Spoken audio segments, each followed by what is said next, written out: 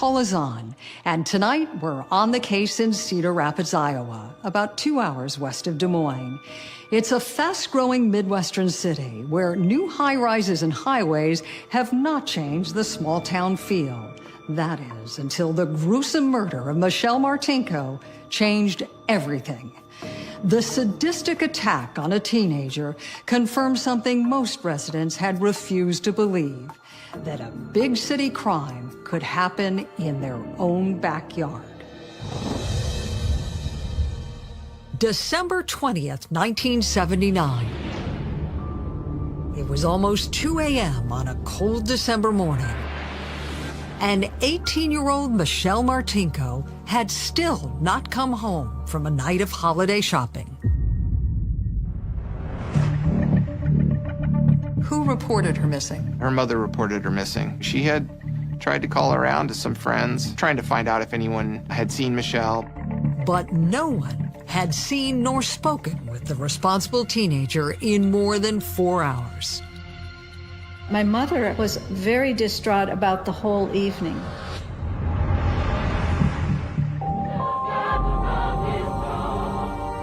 Her parents told police that Michelle had attended a choir banquet that night, and afterwards she had gone to the brand new Westdale Mall to check out a special Christmas gift her mother had picked out for her, a new fur coat. She was going to look at a coat my mother had on layaway, try it on, see if she liked it. My sister had called from the shopping mall saying that she could not find the store. During that phone call at 8:45 p.m., Michelle's mother gave her directions, and when they hung up, the teenager sounded excited. She was specifically at the mall to look for a fur coat that her mom had put aside. That conversation was the last time Michelle ever spoke with her loved ones. The mall closed at 10 p.m. And when she wasn't home by 11, Michelle's family was combing the city, searching for her. My father went out looking for her, going to all the usual places where kids hang out, and he did not find her. Michelle had simply vanished.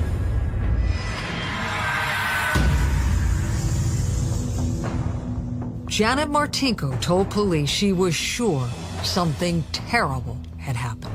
She gave police a description of the car, mentioned that she had last been at Westdale Mall, and we sent Officer Jim Kincaid out to Westdale Mall to check. As the officer drove through the now empty parking lot, he noticed a green and tan Buick parked in a dark corner far from the stores. Officer Kincaid parked near her car and walked up from the back. Almost immediately, he could see that the windows were frosted over. The door on the driver's side was unlocked, and when the officer opened it, he was stunned to see a young girl crumpled into the front passenger side of the car. He was able to see Michelle laying on the seat and the floorboard. Almost immediately, he could see that this was a crime scene. Blood and wisps of the fur coat Michelle already owned obscured his view. But one thing was painfully clear. He could tell that she was deceased.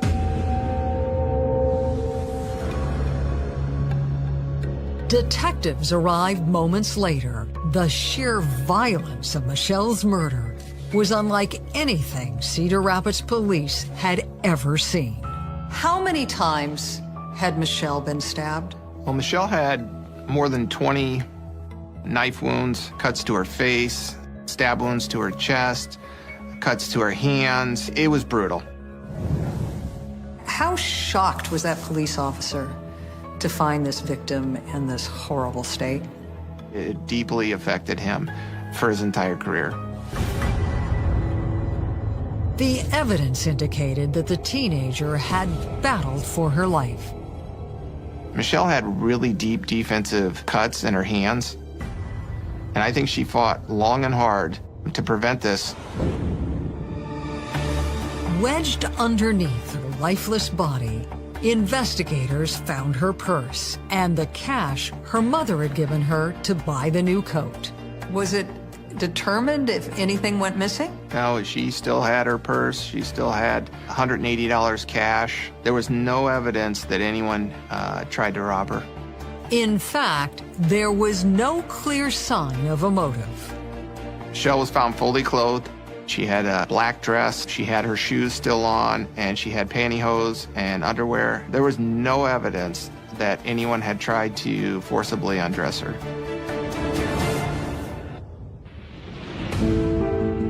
As detectives swabbed the blood-stained car and dusted it for fingerprints, they struggled to gather their emotions. It was a time in Cedar Rapids where I think we still had a little bit of innocence and a little bit of naivety about just how big a town we were. We had a small town atmosphere, we still do, and we just didn't have high-profile murders. But now they did. As investigators studied the totality of what they saw in the car, they began to formulate a theory of the type of suspect they were looking for. Did police believe whoever murdered Michelle was someone she knew? With the absence of a sexual assault or a robbery, they start thinking, is the motive personal? Was someone angry at Michelle for something?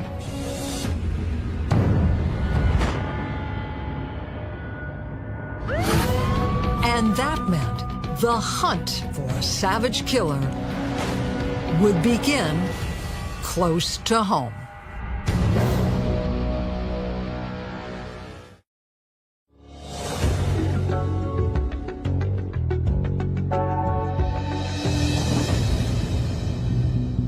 Cedar Rapids police were investigating the vicious murder of Michelle Martinko. The high school senior had been found stabbed to death in the parking lot of what was then the city's brand new mall.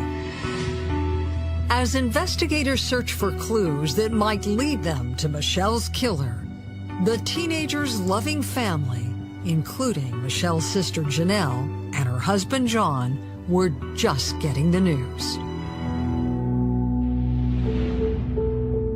Who broke the news to you that Michelle had died? Janet called when she said Michelle was murdered. I sat up straight in bed and it took my breath away. You almost can't talk. It is just such a deep grief. It's just awful. We just hugged and cried.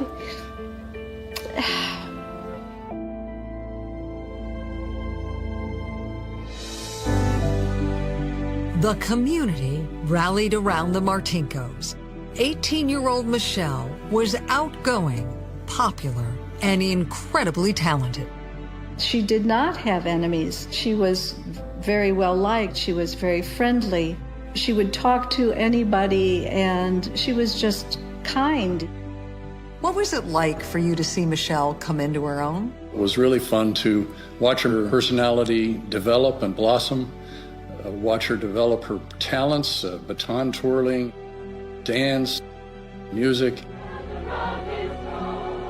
She had a great joy of life.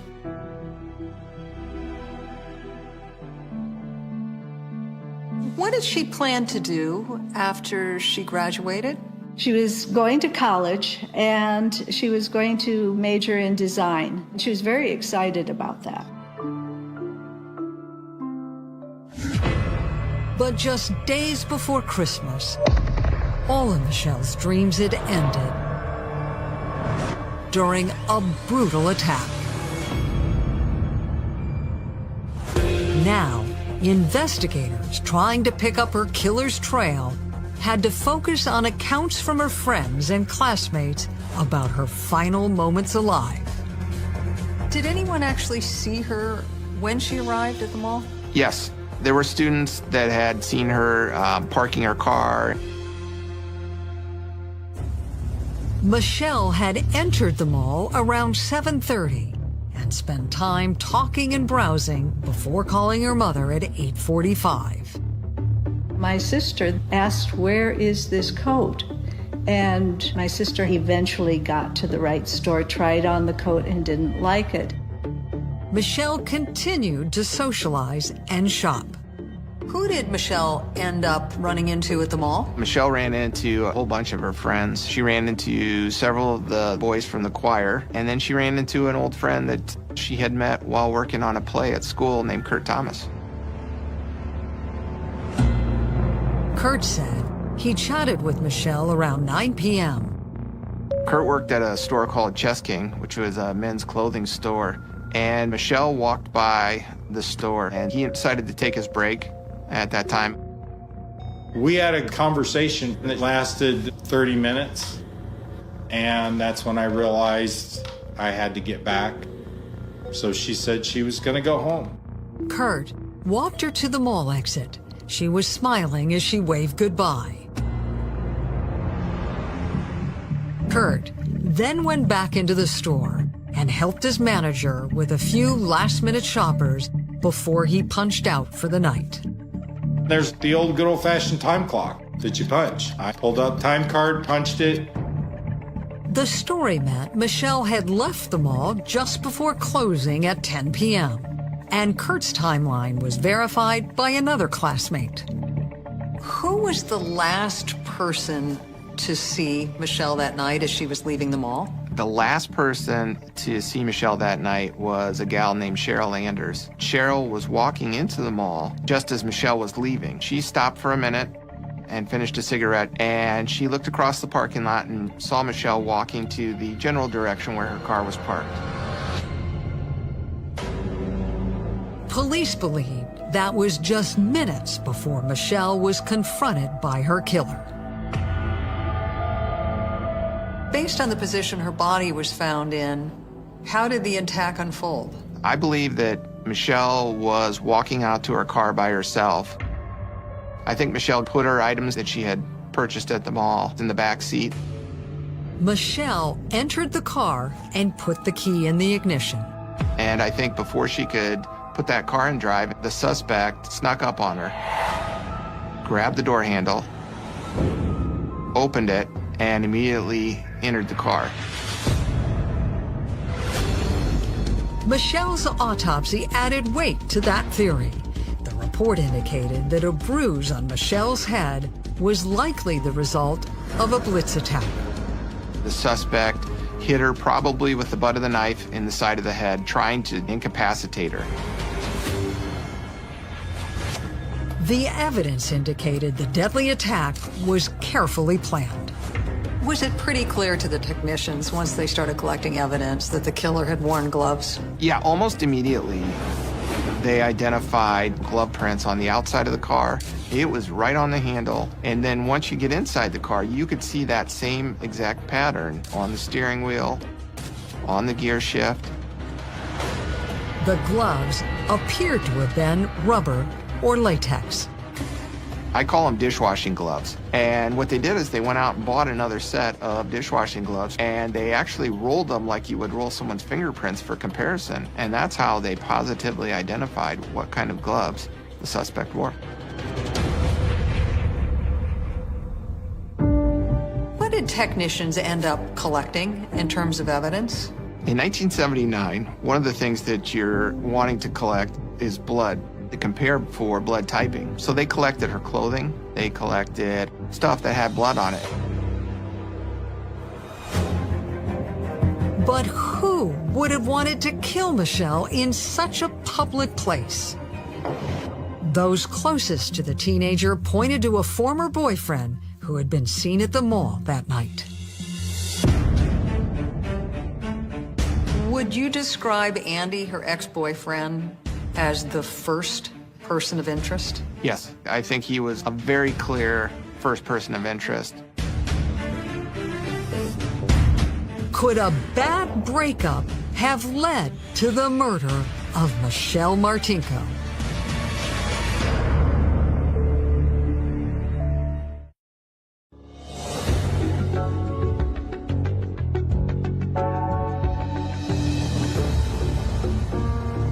Police trying to solve the grisly murder of Michelle Martinko were convinced that her killer was someone she knew. She had been ambushed and stabbed more than 20 times in a rage-fueled attack. Detectives believed everyone the 18-year-old encountered that night had to be eliminated. And their list of potential suspects started with one person who appeared to have a motive: her ex-boyfriend, Andy. Do you understand why Michelle's ex-boyfriend was a person of interest in her murder? Anytime there's a murder, very personal in nature, you always look to the people that are closest to them. And almost immediately, investigators found additional clues. They were on the right track. He had been at the mall the night that she was murdered and had actually talked to her. That makes it more suspicious. Conversations with Michelle's loved ones raised even more red flags. Did your family suspect her ex-boyfriend, Andy, could have been involved? We all thought he was involved. The night of her murder, my mother got a call saying, "Is Michelle there?" And it was from Andy. And my mother said, "Why is it that you want to know that?" And he said, "Well, because I have a Christmas gift for her." The teenager's family believed that Andy's pursuit of Michelle a year after their breakup was troubling. He was possessive. She had moved on. She was dating other guys. You wonder two things. You wonder who and you wonder why. There was only one person in my mind that satisfied both of those questions, and that was Andy. And the motive would be, if I can't have her, nobody else can. Did you share your suspicions with the police about Andy's potential involvement? Yes, I did. And the family's concerns deepened during Michelle's funeral. We knew that the killer had stabbed himself. Andy appeared at the funeral, sleeves well past his wrist, and I thought that he was covering up a wound with these long sleeves. And his behavior only added to those suspicions. Andy walked up to the casket and he fainted, and he was caught in the arms of his buddy. Just hours after the memorial, detectives brought Andy in for an interview. Did Andy cooperate with the police? Yes, he provided a real basic timeline for himself. Andy insisted that his conversation with Michelle at the mall on the night of her murder was nothing more than a chance encounter. Police were skeptical. Did Andy have an alibi? Yeah, Andy had a friend with him, and the two of them were at the mall briefly, and he bought her a Christmas present. And then they left, and then Andy was dropped off at home, and Andy's mother provided the alibi for the rest of the evening. With only his mother to vouch for his whereabouts at the time of the attack, Andy faced a barrage of tough questions. Is it possible that his mother was telling the truth, that he came home at a specific time, but then could have snuck out of the house and gone to the mall without her knowing it? Well, I think it's possible that he returned home, that mom sees him, and then mom goes to bed and doesn't know what he's doing for the next couple of hours. That alibi is not as rock solid as he would have liked it to be. Police remained zeroed in on Andy, but they never found any physical evidence to place him at the crime scene. And towards one person. Next, investigators picked up on a tip about a man at the mall who had made several women shoppers uncomfortable as they walked to their cars. Some witnesses described seeing a strange-looking man in the parking lot the night of Michelle's murder.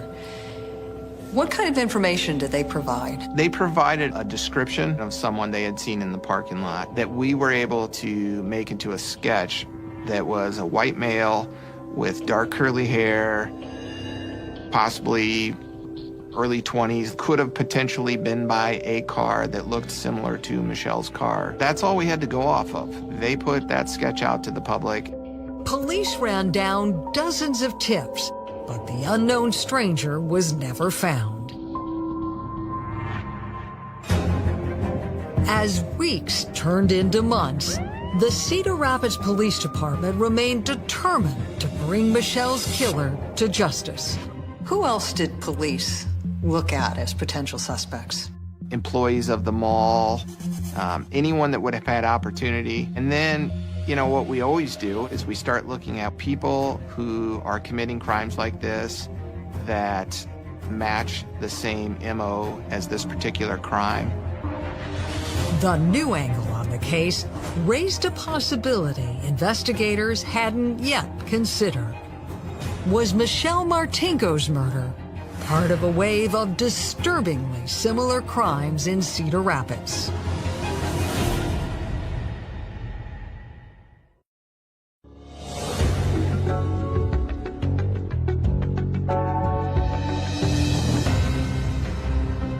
Police investigating the savage attack on 18-year-old Michelle Martinko had retraced every step of her final night. A trail of sightings that ended just minutes before her murder. But despite the immense amount of hard work they had done chasing down every lead, the investigation was on the verge of stalling.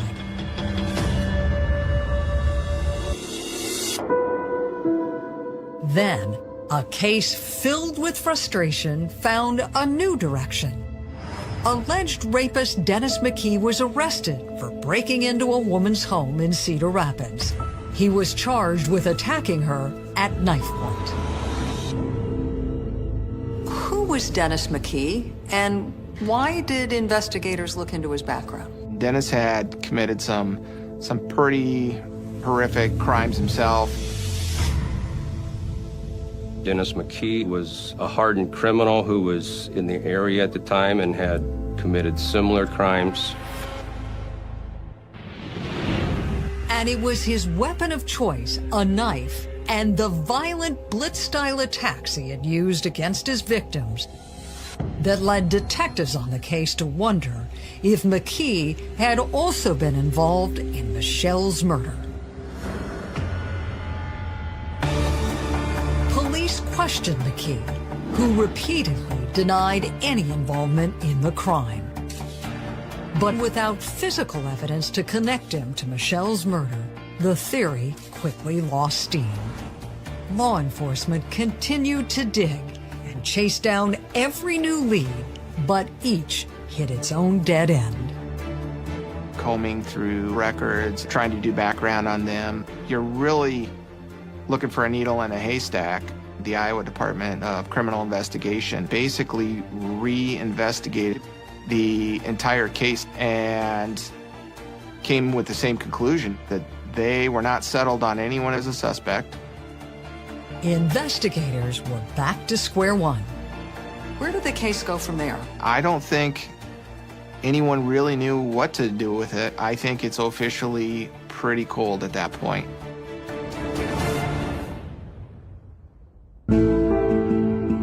The lack of progress was a crushing blow to Michelle's family. It was so sad. Janet Martinko, Michelle's mother, she said she was brokenhearted. It changed my parents' lives. They were never the same. My father was happy and carefree. After this, he would cry. My mother, who was normally a happy, kind of fun person, became very solitary. Both of Michelle's parents died during the 1990s without ever knowing who killed their daughter.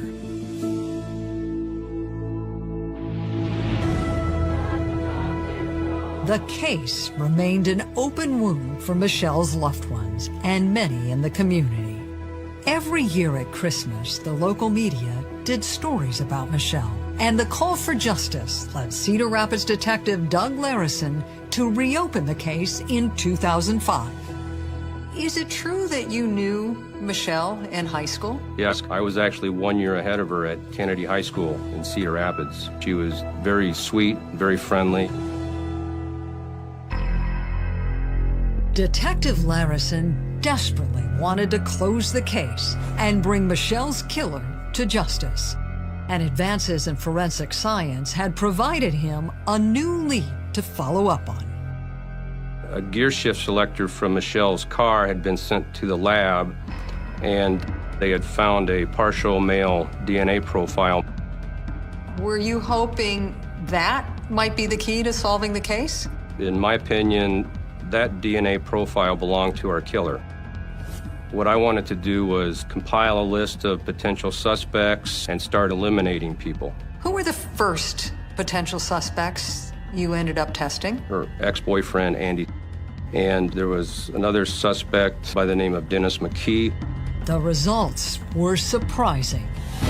Neither was a match. The outcome of the test brought an end to years of whispers and rumors that had tormented Michelle's ex-boyfriend.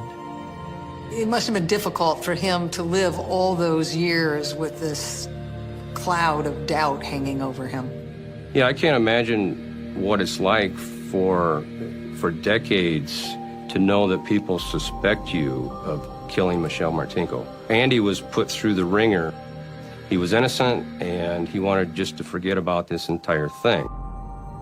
For Michelle's family, the news that her ex had been exonerated led to even more confusion and despair. Were you surprised when Andy was eliminated as a suspect? We were so surprised. It just took the rug right out from under you. Then who could it possibly be? Never did get a hit. With no leads left to follow, Detective Larison retired and passed the case on to his colleague Matt Denlinger, with little hope that it would ever be solved.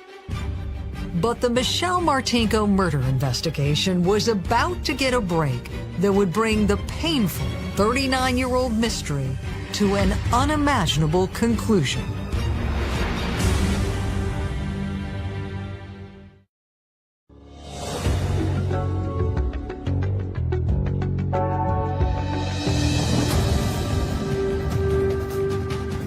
Decades after the murder of Michelle Martinko, police finally had physical evidence, a DNA profile that could identify the teenager's killer. But when Detective Matt Denlinger took over the investigation, there were no suspects left to test. You grew up in Cedar Rapids, Iowa. Your father was in law enforcement. How did you hear about this case for the first time? I was 5 years old when this occurred, so by the time I was 10 years old and wanting to go to the mall with my friends, that's when you really start hearing about it from your parents. Detective Denlinger started working on the case one day a week with the help of veteran investigator J.D. Smith.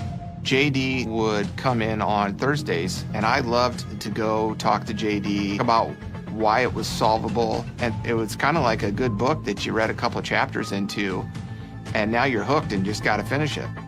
When I got involved in 2014, Matt and I decided to take off from where Doug had been, looking at everybody that had any contact with her.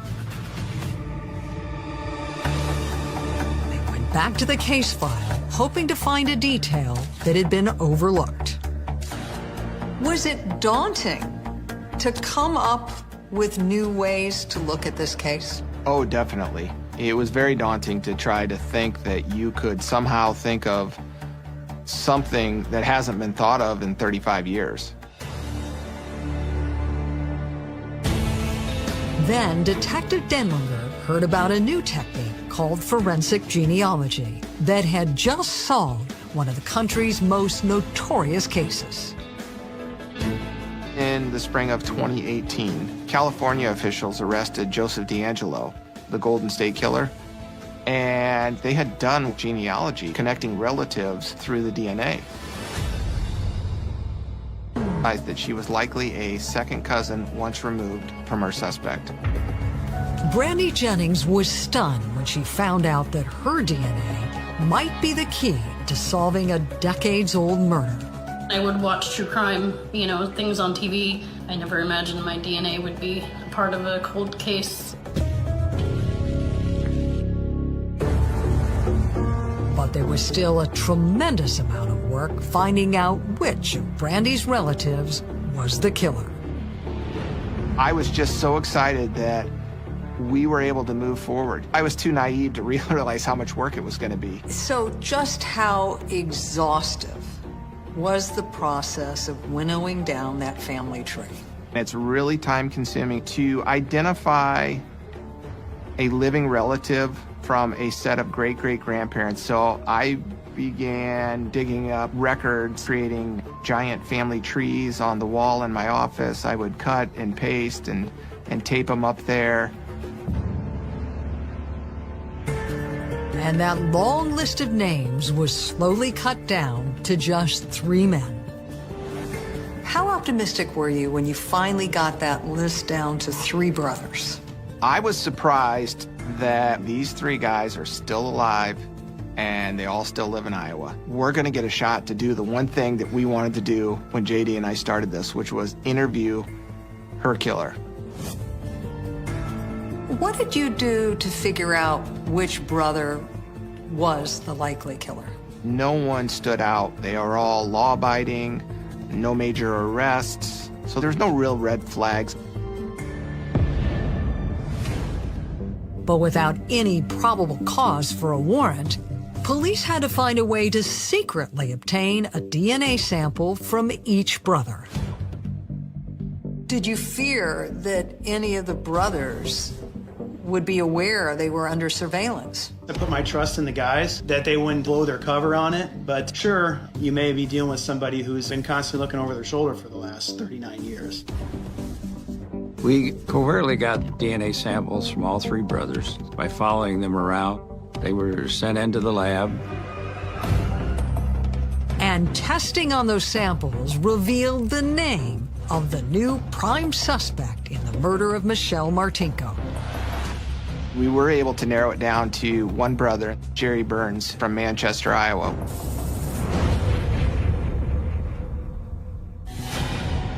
Although investigators had been waiting more than 40 years to be face-to-face with Michelle's killer, they made the calculated decision to wait just a few more days before confronting Jerry Burns.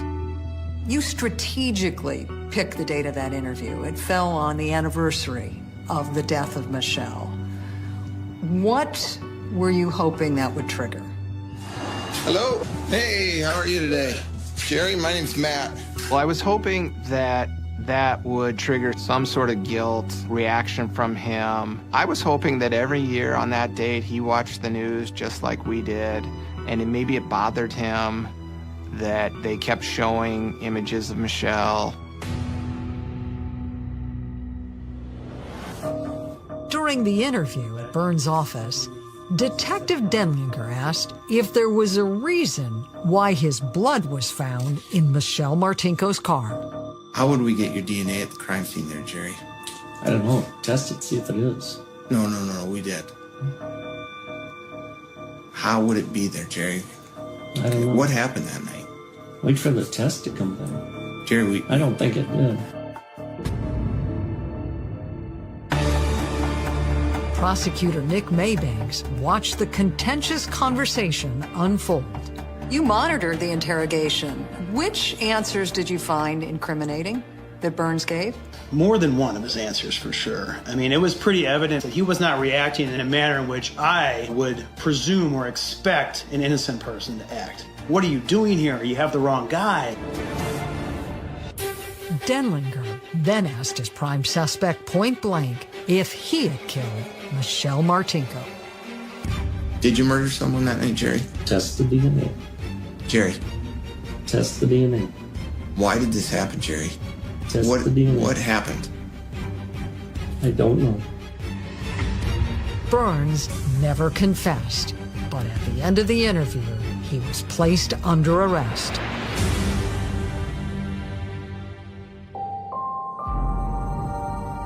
When police shared the news with Michelle's stunned family, they tried to find meaning in the senseless crime.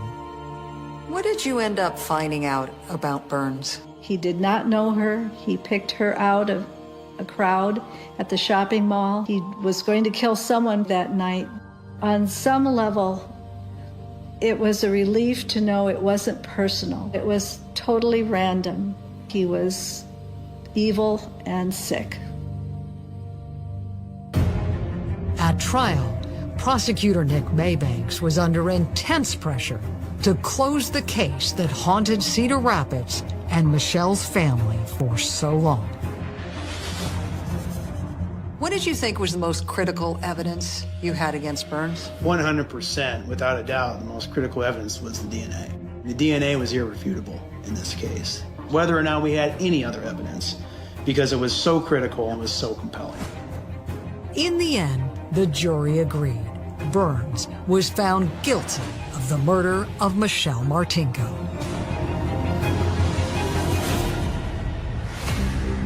And while no one knows why a man with no prior criminal record committed such a heinous crime, investigators have their theories of what happened that night. How did the attack unfold?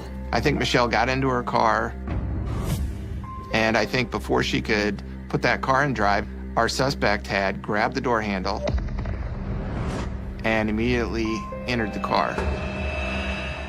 Right away, he's got a knife in his hand, and he's pushing Michelle back onto the seat, and she decides, I'm not going to go down without a fight. I think that he tries to hit her in the head to knock her out so that he can sexually assault her, and that didn't work. And that's when he started stabbing her. Jerry Burns now faces life behind bars.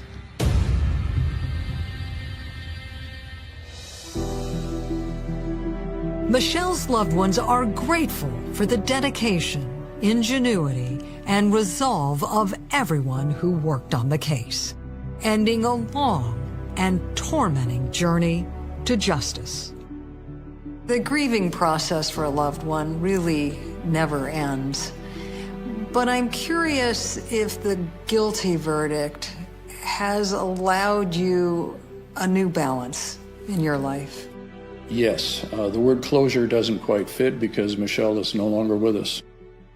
I think balance is what we feel. Every Christmas has been sort of forced merriment because that empty chair is always there, and it should be filled by Michelle, and it's not. When you think of your sister today, what do you remember most about her? How happy she was. And how she had her own mind. I just remember a very secure girl who knew where she was going. She had her plans. She was going to have a very interesting life. I would have loved to have seen this.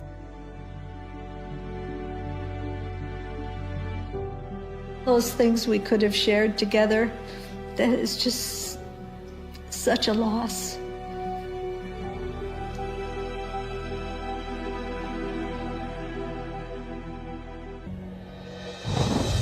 Hi, I'm Paula Zahn, and tonight we're on the case in Boulder, Colorado. The city, known for its breathtaking views and laid-back lifestyle, became the setting for a terrifying mystery when a young mother named Ashley Mead vanished. At first, investigators found few clues to explain her disappearance. But slowly over time, a disturbing trail of evidence began to emerge. And as investigators followed that path across the country, a shocking and heartbreaking crime was revealed.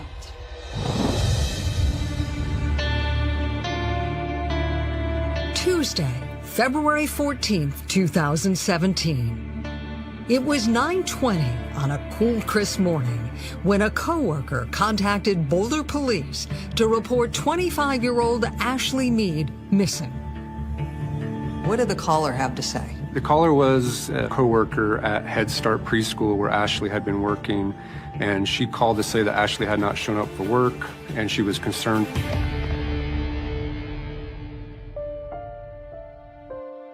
Although she was still just an intern, Ashley's devotion to the preschool program was obvious. She was the mother of a toddler herself and simply loved being around children. The 25-year-old's warm sense of humor and strong work ethic had quickly made her lots of friends at the school. The coworker gave her a couple of calls, a couple of texts, tried to get in contact with her with no response. So that was just really alarming to her. So she clearly was a reliable employee. Absolutely. For her not to be there and not to call was very out of character. Investigators went to check on the young mother and her 13-month-old daughter, Winter Daisy. Behind me is Ashley's apartment complex. When police officers arrived, her car was not in its parking space. It was a white Volvo. It was nowhere to be seen. Detectives then made their way to Ashley's apartment. The front door was unlocked. When they went inside, the lights had been left on. The open door was puzzling, but it didn't raise red flags. Were there any signs of a struggle inside the apartment? No signs of a struggle, nothing that really looked out of sorts. Investigators noted other clues that did seem troubling. Ashley's cat had been left unattended, and a partially cooked dinner was found in the kitchen. The oven was open, but off. So it looked like someone had left sort of quickly or unexpectedly. Was it possible that Ashley just needed some time away and was out of town for a couple of days? Absolutely. You have to look at all sides and all possibilities, and I felt that there was a possibility that she had just taken off.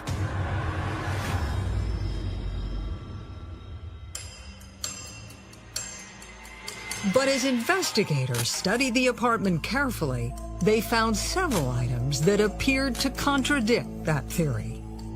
Her driver's license was left behind, as well as her purse and some of her personal belongings. Additionally, her cell phone was left on the very end of the stairs. That, of course, raised a huge red flag for them. What did they make of the fact that her cell phone was still there? Ashley was a 25-year-old woman, and it's very uncommon in this day and age for people to leave home without taking their phone with them. Why, if she left voluntarily, would she have left her phone and her ID behind? All of those things combined were concerning enough to us to say that something happened here. A closer inspection of Ashley's cell phone revealed a disturbing clue. There was a tread mark on the screen of the phone, and it looked like the last person to have contact with that phone stepped on her phone and just placed it up on the banister. The tread mark appeared to have been left by a boot and changed investigators' thoughts on Ashley's disappearance. The tread mark on the cell phone, that told me that even more so there was some sort of struggle.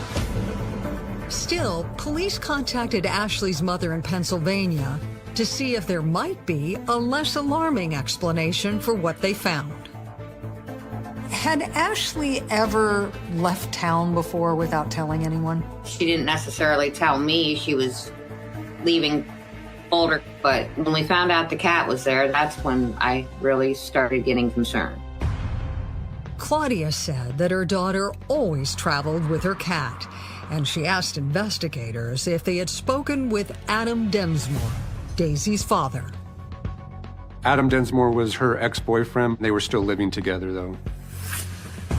They had a 13-month-old daughter together that they were co-parenting and raising within that house. Officers called Adam's cell phone, but it went straight to voicemail. Then, police took their efforts to find him one step further. Were you able to locate him? There were efforts to ping his phone. The phone had been turned off and wasn't active on the network. The officers were not able to locate his phone.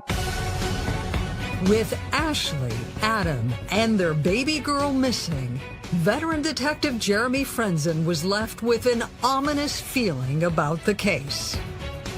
You had worked hundreds of missing persons cases. How alarmed were you? When all 3 of them, including the baby, were missing, then I was alarmed. Something was wrong with this situation.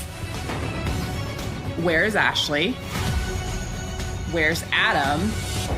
Where's the baby? Is the baby safe? There's just a gut feeling that something wasn't right.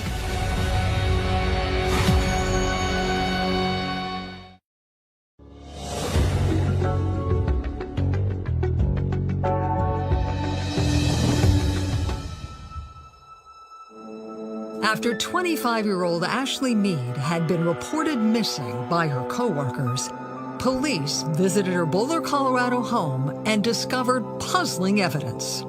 There were no obvious signs of a struggle or foul play, but her car was not in its parking spot, and her 13-month-old daughter Daisy was also gone. The clues indicated that Ashley might have simply taken off for a few days. But when the detectives found that the young mother's cell phone, glasses, and driver's license were still in her apartment, it raised more troubling possibilities.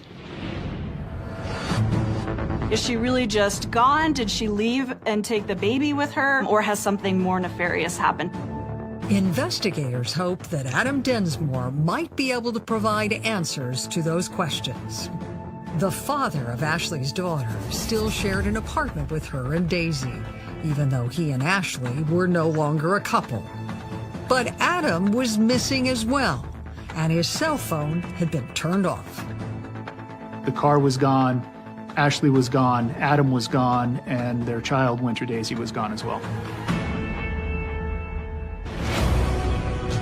Police continued the search for Adam while retracing Ashley's last known movements, a trail that seemed to come to a sudden end on Sunday, February 12th, 2 days before she was reported missing.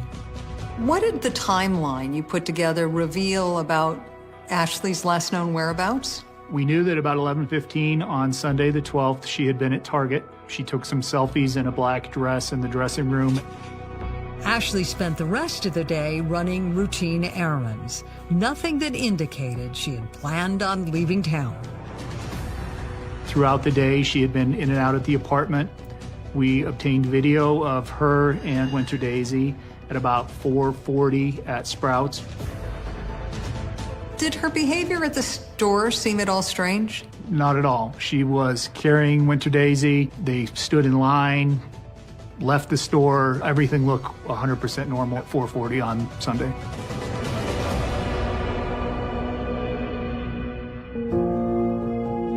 The late afternoon grocery store purchases were Ashley's last transaction.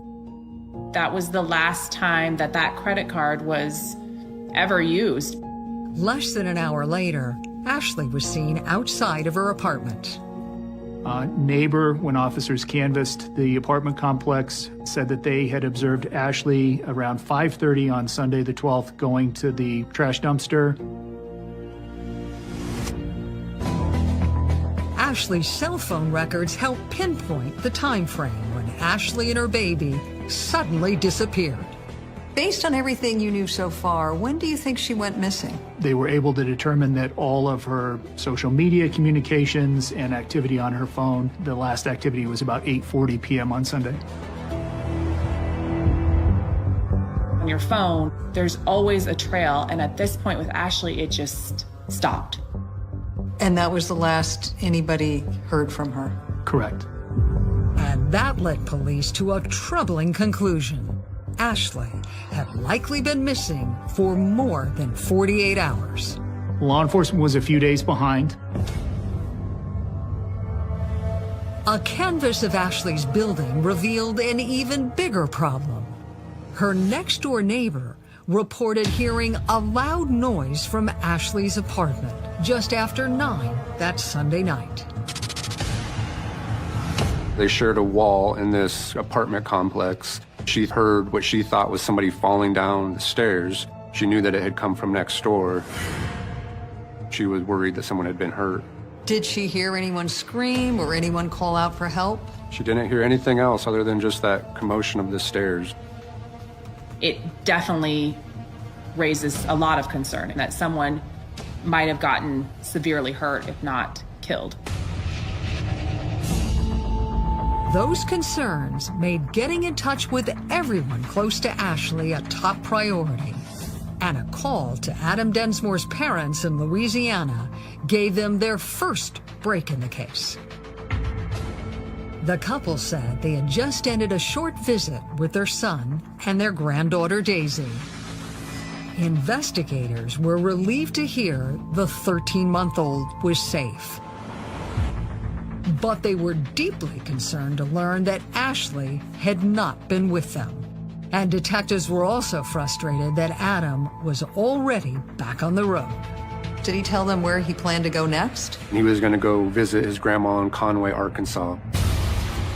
Adam's parents said there were large portions of the drive to Arkansas where he might be out of cell range. Still, the investigators went to work attempting to verify his whereabouts through the GPS coordinates of Adam's phone. When you pinged Adam's cell phone, did it in fact confirm that he was on his way to his grandmother's house? Yes, we did get information from his cell phone, and we knew that Adam had gone to visit his grandma. And there was confirmation on Ashley's cell phone. It revealed Adam had called and texted Ashley numerous times with updates on his road trip with their daughter. There was one message that seemed to explain why Adam had taken Daisy with him on the long drive. Ashley had a new man in her life. Adam was saying, you have fun with him. There was an identification as to who him was. But a deeper dive into Ashley's phone records gave police a clear picture of who that him might be. And it also offered a disturbing glimpse into a dark and potentially dangerous new romance.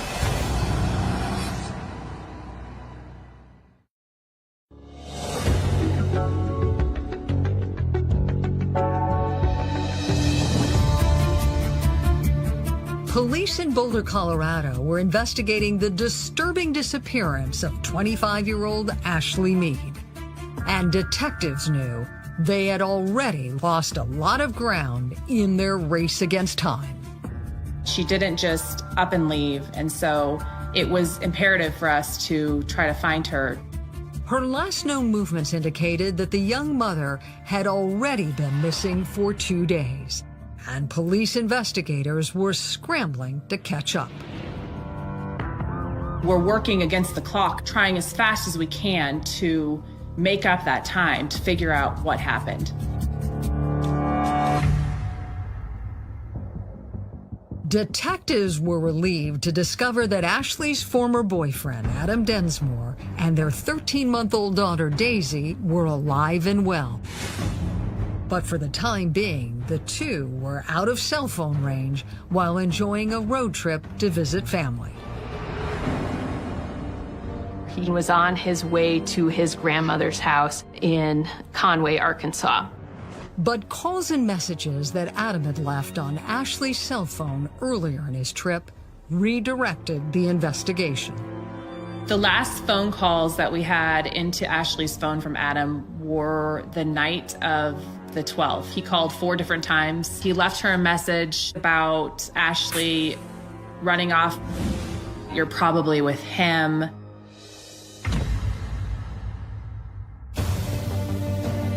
An examination of Ashley's cell phone records quickly revealed the identity of the mysterious him Adam was referring to. We learned that Ashley was dating someone named Harvey and that the two met online. What did you find out about that man? Ashley and Harvey had been dating just for a couple of weeks. It was a new relationship. She was talking to Harvey on a regular basis. The two had actually met up and were intimately involved. As police studied the couple's communications, critical details stood out. Did Harvey have any contact with Ashley the day she went missing? He did have contact with her, yes. Detectives wondered if Ashley's last series of errands, including buying a new dress that day, had been in anticipation of a date with Harvey. The suspicions were mainly from the fact that she was communicating with a new boyfriend. We had no idea what relationship they had. But text messages about experimenting with bondage, along with the disturbing photographs they had exchanged, immediately raised red flags. The pictures that we found between Ashley and Harvey were sexually explicit. When you saw the sexually explicit photos, how much more did it raise your concerns? I was concerned. The photos had some degradation to them that made me uncomfortable. I perceived that as degrading to Ashley. The photos also hinted at the possibility of violence. They were alarming. And then the two didn't know each other that well, so Harvey was pretty high up on our radar. Investigators immediately tracked down Harvey at his residence, about 30 miles outside of Boulder. What steps did you take to investigate Harvey? We sent a team of detectives to Harvey's house. They did an interview. They did a search of his home. Investigators found no signs of Ashley. What was his reaction to the fact that Ashley had gone missing? He was concerned about the fact that we were looking at him with suspicion. During the interview, Harvey also seemed concerned about Ashley. He was forthcoming with his relationship with Ashley. He talked about the pictures that they shared together, how they met, and their relationship as a whole. He provided us photographs and allowed us to look at his phone. And Harvey repeatedly denied seeing Ashley on the night of her disappearance. He was very cooperative. He came to the police department voluntarily to talk to us, try to help us piece things together, where he was and who he was with on that day. The story included witnesses who were with Harvey during the window of time leading up to when Ashley went missing. He had picked up some friends from the airport, and they spent time together. His friend actually lost her purse, and they had to file a police report for that missing purse. The incident was documented and time-stamped. We ultimately found the police report for the missing purse. Did you find his alibi rock solid? Yes, I knew that he was not involved. And Harvey's cell phone records confirmed his story. We tracked down his cell phone data through GPS. We found that Harvey was not anywhere near Ashley's apartment the day that Ashley went missing. With Harvey eliminated, detectives were now back to square one, and 25-year-old Ashley Mead was still missing. And with each moment that passed, it seemed less likely she would be found alive.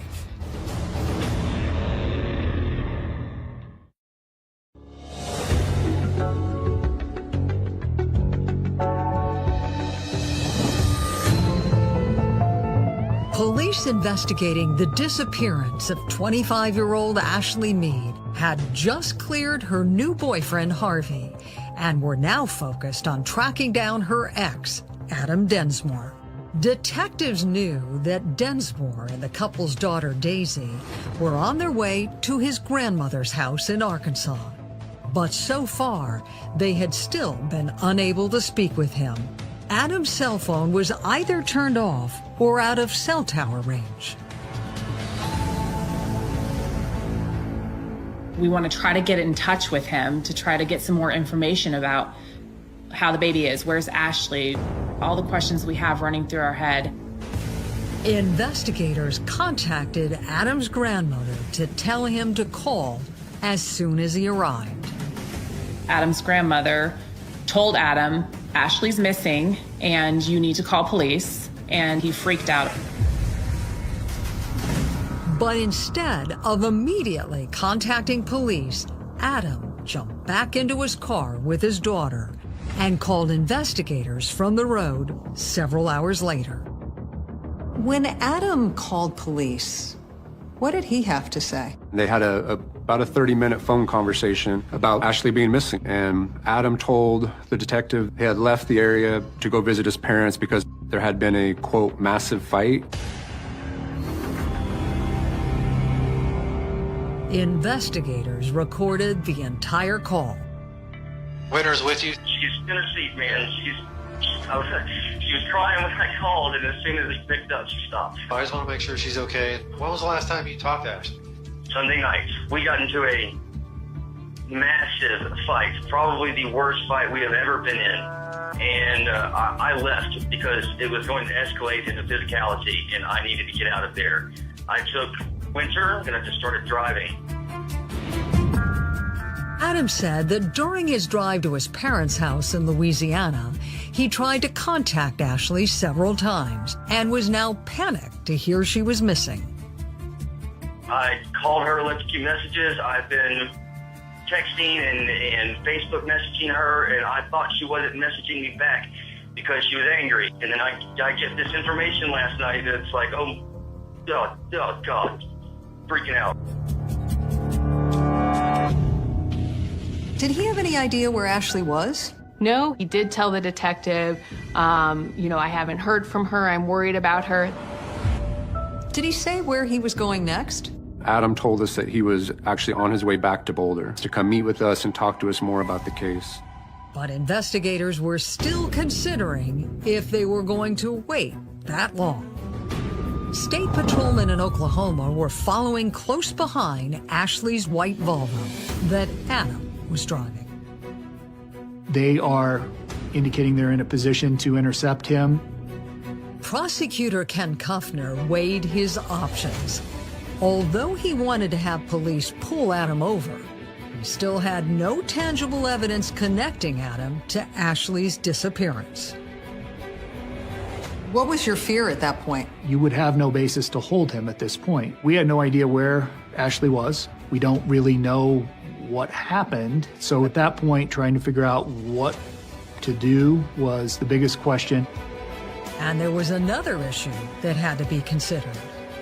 How worried were you about the baby as this was playing out? We were concerned. All indications were that he had been a pretty good father, but we really had no idea what was going on inside of Adam's head. If Adam was responsible for Ashley's disappearance, was 13-month-old Daisy now in danger? How much pressure did you feel to bring him in? I think the biggest pressure that we felt at that point in time was the safety of Daisy. We wanted to make sure that she was accounted for and safe. Ultimately, it was Winter Daisy herself who gave investigators a reason to pull Adam over. Since Adam's name had not been listed on his daughter's official birth record, an out-of-state trip without Ashley's permission was against the law. District Attorney Kuffner immediately requested Oklahoma police to arrest him. They moved in quickly to take him into custody. When police stopped Adam, he seemed confused but cooperative. What condition was Daisy in? Daisy was in good condition. She was healthy and safe. That was just a big weight off of our shoulders.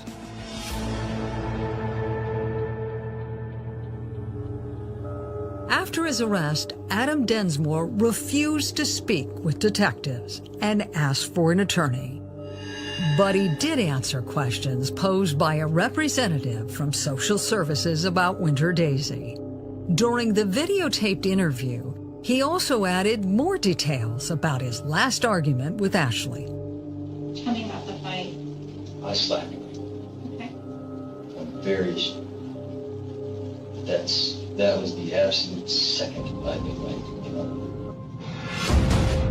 Photographs of Adam's body offered clues that his altercation with Ashley may have been much more extensive than a slap.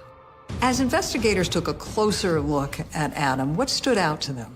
Adam looked like he had been in a fight. Adam had a huge bite mark on his chest. He had scratches all over his body. He had bruised knuckles. It made me very worried. I was concerned that something bad had happened to her. Forensic experts examined the white Volvo Adam had been driving for evidence that might reveal the most pressing issue on investigators' minds.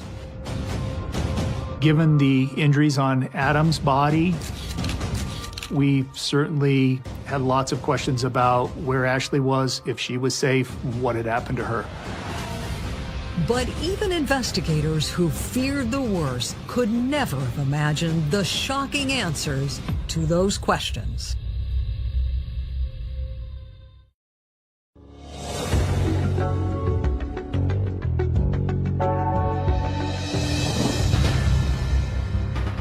Police investigating the disappearance of 25-year-old Ashley Mead had just taken her former boyfriend, Adam Densmore, into custody.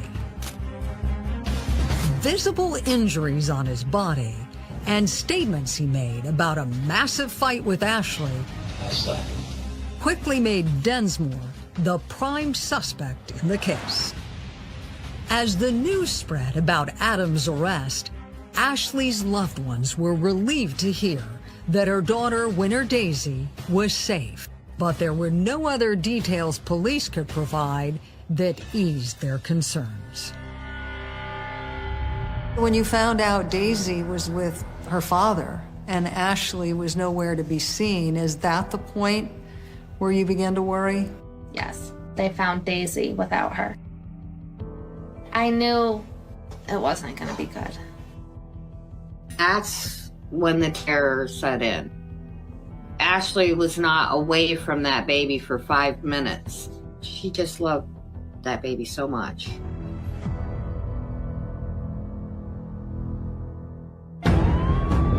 Investigators believe that Adam Densmore was responsible for Ashley's disappearance, but they still had no evidence she had even been the victim of foul play. Then, police received a call from Adam's sister in Louisiana. She told a disturbing story about her interaction with him during his visit to their parents' home. She said her parents were at work and her arrival seemed to startle him. He was very excited to see Adam and Daisy. She walked in the house. Adam appeared shocked to see her. He was not expecting her. The young woman told police that she noticed signs that her brother had been cleaning up a mess. She also told us that she smelled a strong odor of bleach. Did she ask him about that? She did. He told her that he had become nauseous and had vomited all over the bathroom and needed to use bleach to clean it up. I think she believed him at first, and then the more that she thought about it, the more she became suspicious. For detectives, her story was alarming. And while police were dispatched to search the Densmore's family home for evidence, an even more disturbing report was being taken by police in Okmulgee, Oklahoma. What did the caller report? The gas station attendant had gone out to take the trash to a dumpster. When she looked into the dumpster and saw a purple suitcase, curiosity got the best of her. The woman unzipped the suitcase and made a chilling discovery. Inside the suitcase was a human torso. She called 911 just completely in a panic. When police arrived, there was no clothing or any personal items in the suitcase to identify the victim. The medical examiner examined the torso and found that her head, legs, and arms had been removed. For someone to cut apart another human being, it was surreal. During the autopsy, a critical clue led to a heartbreaking discovery. Were there any markings on the victim's body? Yes, there was a gapped tooth sun tattoo on her back. Ashley was well known to have a sublime sun tattoo. The tattoo was nearly identical to one of the popular rock band's album covers, except Ashley had added a unique twist to her version. The smiling sun had a space between its two front teeth, just like Ashley's. The tattoo convinced investigators that the victim had been the missing mother, and DNA analysis confirmed the terrible truth. The Ashley Mead missing persons case had just turned into a homicide investigation. What went through your mind when you were informed that the victim was Ashley Mead? There was definitely a sense of sorrow as well as disappointment by everybody involved. My stomach just sank. It was devastating. It was like a punch in the gut. Due to the condition of Ashley's remains, the medical examiner was not able to establish the cause of her death. But he did document other injuries that told a grisly story of the young mother's struggle for survival.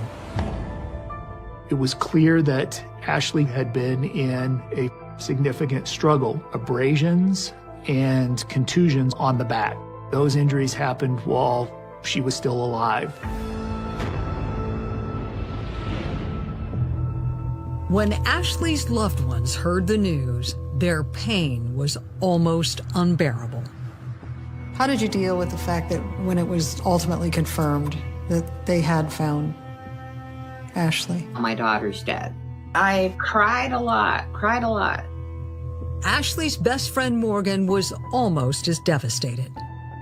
That was probably like the worst moment of my life. And I was just sobbing. While loved ones tried to come to terms with their loss, investigators were analyzing video from surveillance cameras at the gas station where Ashley's remains had been recovered. When you watched the surveillance video from the gas station, what did you see? We saw the white Volvo pull up to a dumpster, discard the suitcase. The images were grainy and shot from a distance, but they ultimately told a terrifying story. We were able to piece together from a number of different camera angles a white Volvo had backed up to the dumpster where the suitcase was found. The cameras tracked the white Volvo and eventually clearly documented that Adam Densmore had been driving. He drives around the gas station, and we were able to put together a continuous feed of him parking at Walmart, taking Daisy out of the car seat, walking in. Describe to me what you were thinking and what you were feeling as you analyzed this video. We have him on video. For me, it was a powerful piece of evidence as a prosecutor. And more incredibly disturbing evidence was found by crime scene analysts in Louisiana, in the backyard of Densmore's parents' home. They located a shed behind the residence, and in that shed, they found a barbecue grill cover. That grill cover had a significant amount of blood on the inside. In that same shed, authorities in Louisiana located a reciprocating saw. It still contained blood and tissue in the blade and in the area of the guard. And testing of that saw revealed the grim truth. Did the saw have Ashley's DNA on it? It did, yes. The result confirmed that Adam Densmore had dismembered Ashley's body in his parents' shed. Police found more damning clues in the car he had been driving. What did the FBI discover when they searched Ashley's car? There was a smear of blood on the back seat next to the car seat. DNA showed that that was Ashley's blood. The evidence indicated that Ashley's body may have been on the floor beneath her daughter's feet. Densmore's pure contempt for the mother of his child was clear when police studied his personal journals. How critical were these journals to your case? Extremely critical. They demonstrated that this anger and the malice that Adam had towards Ashley had been brewing for an extremely long time. A rage that appeared to have boiled over on the Sunday night Ashley was last seen.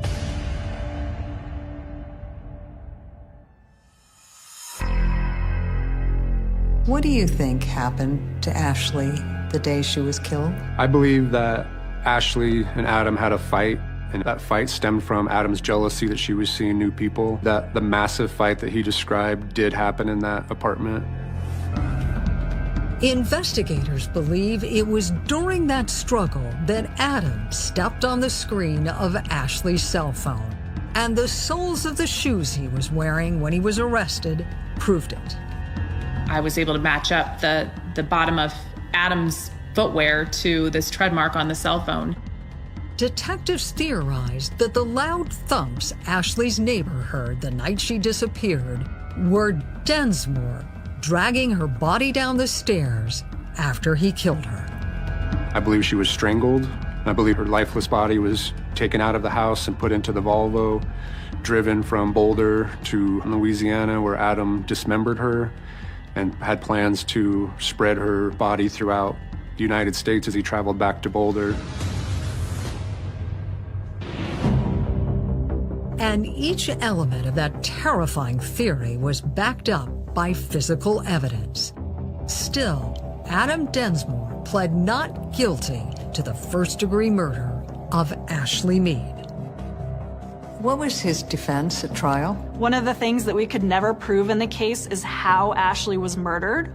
So the defense really hit on that fact that we didn't prove that beyond a reasonable doubt. But any doubt created by dismembering Ashley's body had no impact on the final decision. On April 4th, 2018, Densmore was found guilty of Ashley's murder and several other charges related to the crime. Guilty, guilty, guilty. He was sentenced to life, plus 12 years in prison without parole. After the verdict, Ashley's family approached the Densmore family in the courtroom. There was a poignant moment after the conviction where you approached Adam's mother. What did you say to her? I'm so sorry. We cried together. She very much lost her son the same time I lost my daughter.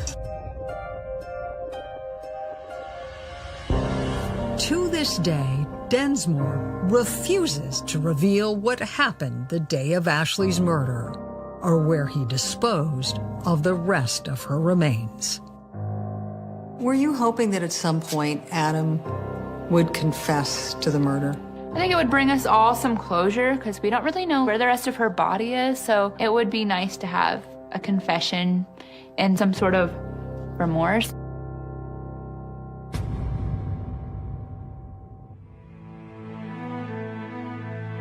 Ashley's family has tried to put their pain behind them and focus on their loving memories of Ashley, her unwavering devotion to her baby girl, and her incredible zest for life. How hard has it been for you since Ashley was killed? It's been 3 years and it still feels like yesterday. Definitely the hardest thing I've ever been through. I miss her a whole lot. She just was not afraid of anything, just brave, and like she knew she didn't have long on this earth, and she wanted to cram as much into her time that she had. I'm sorry.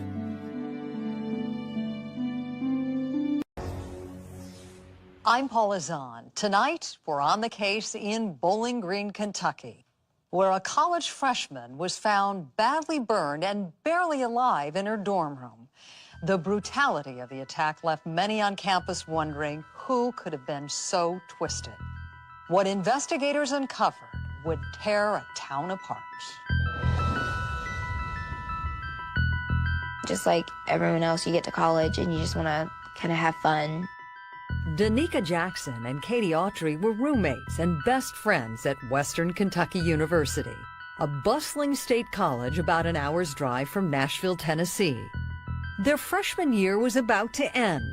Summer break was just a week away.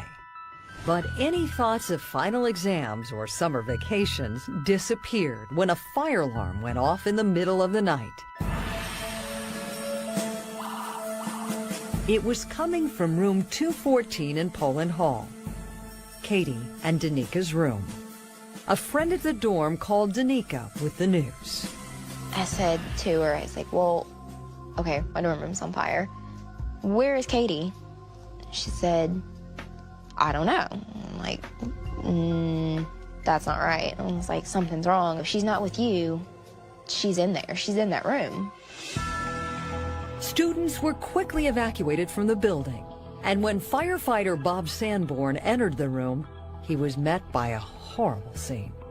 I noticed something glistening in what I thought was a pile of laundry on the bed, and as I moved in, I swept away the debris, and when I looked again, I saw this person laying there. When I looked closer, I saw the chest rise. I shoved the rest of the debris away. I swept her up and got to the door. It was a very young, very small female with burns over a large percentage of her body. And she had no clothes on. Outside the building, dazed students waited in their pajamas while firefighters tried to get oxygen into Katie. I hit the bypass on my mask, and I just pressed it down on her face as hard as I could. My job at that moment was to keep her alive, to get her to breathe. If I could get her to breathe on her own, then, you know, as far as my world went, she's gonna live. And I was able to get her breathing on her own. Katie was rushed to the hospital in critical condition. Her roommate, Danica, made it back to the dorm at 5 a.m. I just remember seeing her bed, and it was just black in the center, like a big gooey black mess, and up the wall it was black all the way. Firefighters found Katie with her feet bound together with the cord of a curling iron. A t-shirt was knotted tightly around her neck. The fire alarm in the room had been torn off the ceiling. It was clear this was a deliberate criminal attack. But conditions in the dorm room made it difficult for investigators to piece together exactly what had happened. The fire department had been in there and put many gallons of water on the scene, so the scene itself didn't give us much direction. The evidence had been pretty much destroyed. Police then turned their attention to anyone who had contact with Katie the previous night. They knew she had gone to a party at the Pike Fraternity House. The roommate of Miss Autry, Danica, was interviewed. So that led us back to where she had started from that night at the Pike House at the party. Take us back to the night of Saturday, May 3rd. Was it a typical night for the two of you? Yeah, we got up, got dressed, went out and hung out in a friend's room for a little while, pre-drink, and then just went to the party. According to Danica, Katie had been drinking heavily before she went to the Pike frat house. And at the party, she got into an ugly fight with a boy she had been seeing. I know that she slapped him across the face in front of everybody, and she was a little bit, I guess, out of hand. What was she so mad about? He would make a commitment to her, and he had been seeing another girl. I'm coming after you. Even though he was a designated driver, sending her drunk friend home with the boy worried Danica. So she entered the license plate number of the truck into her cell phone. Why would you have taken down the license number? What were you feeling at that point? Just in case something happened. Danica was being cautious, but didn't really expect any trouble. I knew exactly what she was gonna do. She was gonna go in the room, go wash her face, and she was gonna get in the bed. That's exactly what she did every night. I mean, it's Bowling Green. Nothing happens there, you know. But something did happen. And someone did the unthinkable to Katie Autry, leaving her in a desperate struggle for her life. her injuries reveal just how depraved the attack was. She had puncture wounds on her throat. She'd been covered with an accelerant and set on fire. They later discovered that the accelerant was hairspray. They found evidence of sexual trauma. It was kind of unbelievable what the injuries she sustained, and she's still alive. In critical condition and with third-degree burns over 40% of her body, Katie was airlifted to the burn unit at Vanderbilt University Hospital in Nashville. The only thing her best friend Danica could do now was wait, worry, and wonder how it all came to this.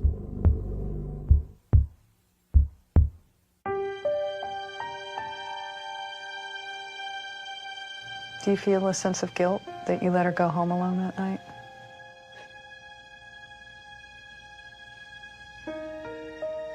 I would have rather gone with her. Even if something would have happened, I would rather have it happened to both of us than her be alone.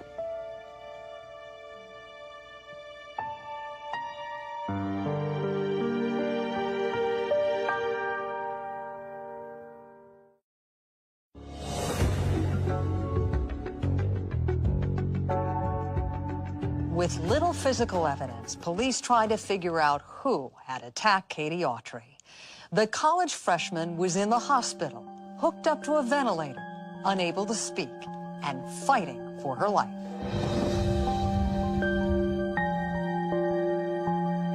They told us that we couldn't touch her or anything, and when we went in the room, they had a light shining right directly down her face, and she looked like a little baby doll laying there.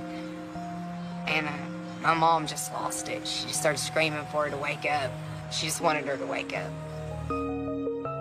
Barbie White was only 16 years old at the time, but she remembers just how serious Katie's injuries were. They had to remove all the skin from her neck to her knees because she had 3rd and 4th degree burns all over her. While Katie's family stood by her bedside, police in Bowling Green were trying to move the investigation forward. They questioned Danica and got an important clue. Before the fire alarm went off, Danica had called their dorm room to check on Katie. What Katie told her was troubling. All I remember is her saying, "Danica, there's someone in our room." I was like, "What do you mean there's somebody in our room? Who is it?" "I don't know." "What do you mean you don't know who it is? You know, get up, look at him. Who is it?" And she handed the phone to whoever it was. And I said, "What are you doing in our room?" I said, "Oh, I'm the boy that brought her home. She threw up in my truck. I just wanted to make sure she was okay." And I was like, "She's fine. Turn her, make sure she's on her stomach when you leave. I'll be there soon. She's fine. Get out of our room." That's when Danica said she heard another voice. There seemed to be a second man in the room. I heard the door close to her room, and I could hear her saying, "Just leave me alone, just leave me alone. I just want to go to sleep." The one male was talking on the phone to me, and then there was another male voice in the background. And then the phone hung up, So you never talked to this second person in the room, or who you thought was the second male in the room? No, I never talked to him directly, but it was a guy. The phone call in itself was pretty disturbing, but once you got hung up on, what did you do next? Nothing.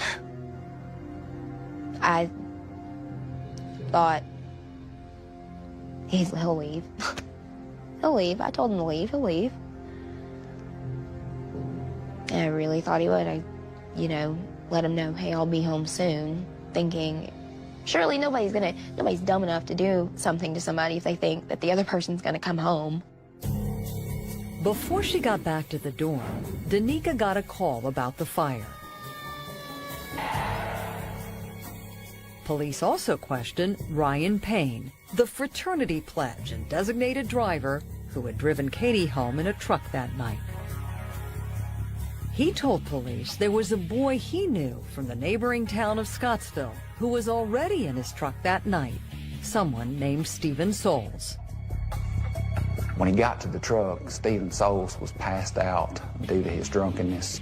Stephen Souls is in the middle, Miss Autry's on the right side of the passenger seat, and of course, Ryan is driving.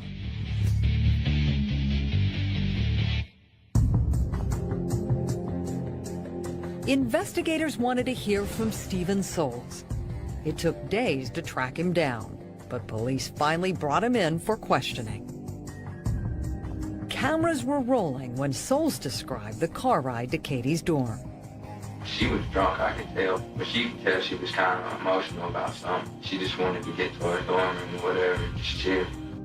Souls said he got out of the truck with Katie, and then she invited him upstairs. Get our went up to the room, be a little bit more specific. When we get up there, we start kissing, you know, messing around a little bit. Where at? In the bed, you know what I'm saying? We started messing around or whatever, and then, you know, we started to do it or whatever, you know what I'm saying? Next, yeah. Okay.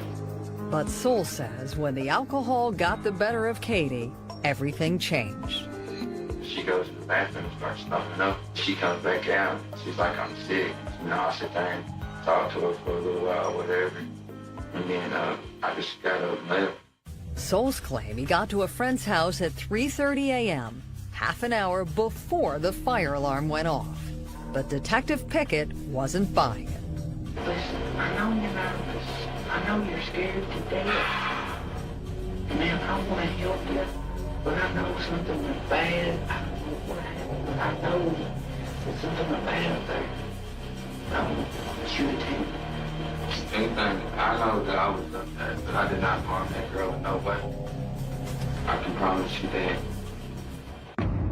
Souls' story just wasn't adding up. He was very quiet, withdrawn to himself, nervous.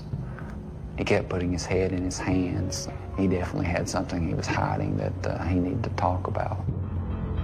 So Detective Pickett pushed Souls harder. She completely backed out of me and said, so what went bad? I didn't hurt. Stephen, if you didn't do anything, if you nothing did, don't cut a rough nobody. Okay? So when I was leaving, there was a dude out in the hall. I don't know if he went in there and done it or what, but I didn't hurt that girl. Feeling the pressure, Souls asked for a cigarette, took a deep breath, and prepared to tell detectives a story that would point the finger at someone else. Coming up, who was the other man in the room? And was he responsible for the attack on Katie? That's a pretty serious thing when you strike a woman.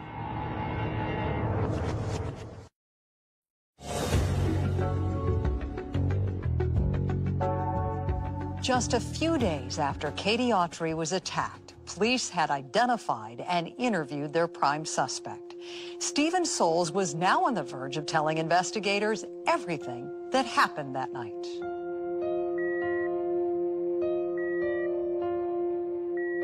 Katie Autry was barely clinging to life. 3 days had passed since the college freshman had been assaulted, raped, and set on fire. There was little doctors could do. She was such a fighter, though. She didn't want to give up. Her heart rate would drop, and she'd bring it back up. And it would drop again, and she'd bring it back up. You know, we all wanted her to live so much. It was a hard fight on her. After a brief but courageous battle, Katie Autry passed away. She was just 18 years old. She was an amazing person. Katie was very special to all of us. While Katie's family and friends mourned her loss, her case became a homicide investigation, and whoever killed her would likely be facing the death penalty. Police were focusing on Stephen Souls, the young man who admitted to being in Katie's dorm room the night of the attack. Stephen began saying he only had sexual relations with Miss Autry. I felt like Mr. Souls was to the point that he just needed some hard evidence against him. To push Souls, Detective Pickett used a time-tested interrogator's ploy. He tried to trick Souls into thinking there was solid evidence against him. Pickett made cards using his own fingerprints, saying they came from the dorm room, and then he questioned Souls about them. I said, who do you think these fingerprints are? And he says, well, they're mine. And I also had made a mock videotape like that there had been surveillance cameras on the dorm. And I said, who do you think's on the tape? And he says, well, me. Pickett felt Souls was now vulnerable, but if he was expecting a confession, he was badly mistaken. Instead, Souls said there was someone else in the room that night. We was in there messing around or whatever, we was having sex. Buddy of mine coming out of For the first time, Souls mentioned the name Luke. He was talking about Lucas Goodrum, a friend who had gone to the fraternity party with him. I guess he talked to her at the party. I don't know. He come in and see what we was doing. You know, he wanted to get something to him. You know, he talked to her, whatever, stuff like that. But she went down with it. And next thing I know, the turns crazy. Tell me what turned crazy. He just got forceful with it. Souls went on to tell police a harrowing story. He said he watched Lucas Goodrum rape Katie, and that while he witnessed the whole attack, he did nothing to stop it. I just didn't know what to do. I was just standing there.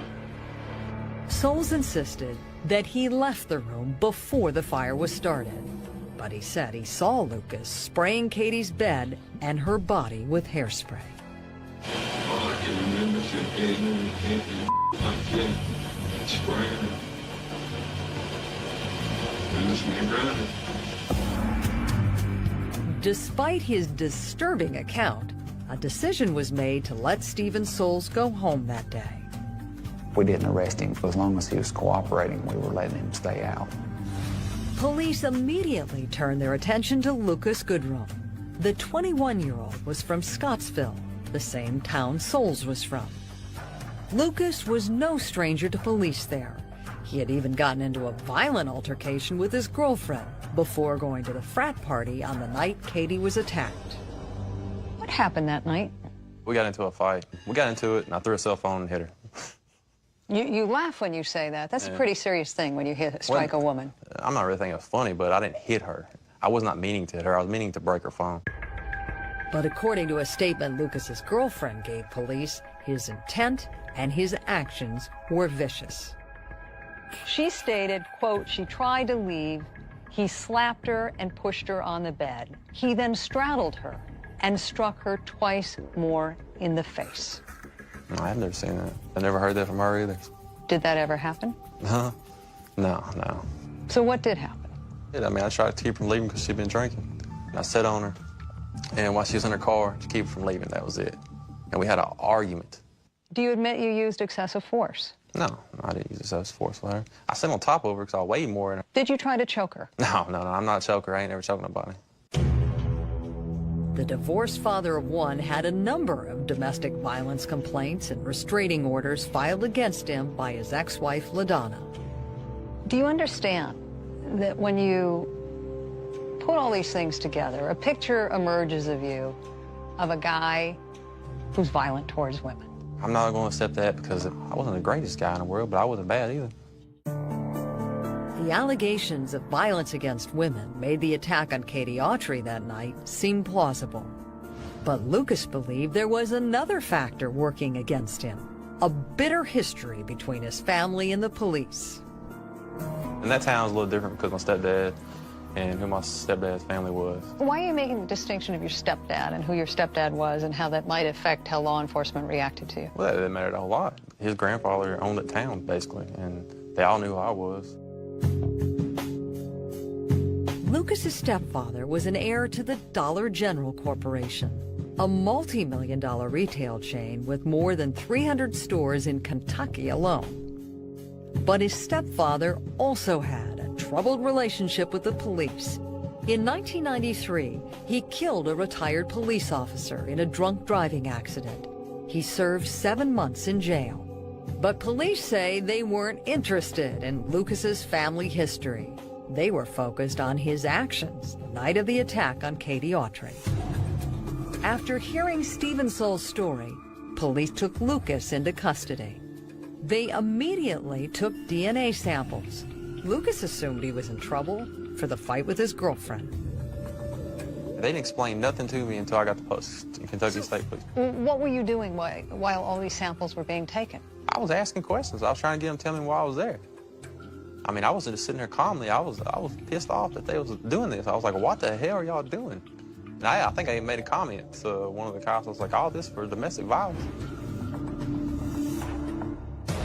Coming up, Lucas Goodrum angrily denies the charges against him. Will investigators be able to prove them? He showed no compassion. I just believe he was being totally deceitful.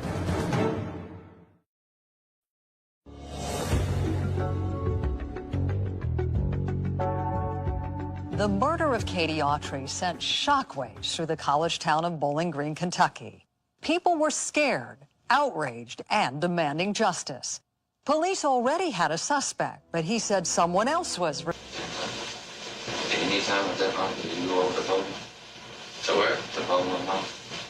Bowling? Oh, I don't even know where it said, but no. I mean, I didn't. I'm absolutely sure, 100% crossing my heart to die. I did not. I swear to God.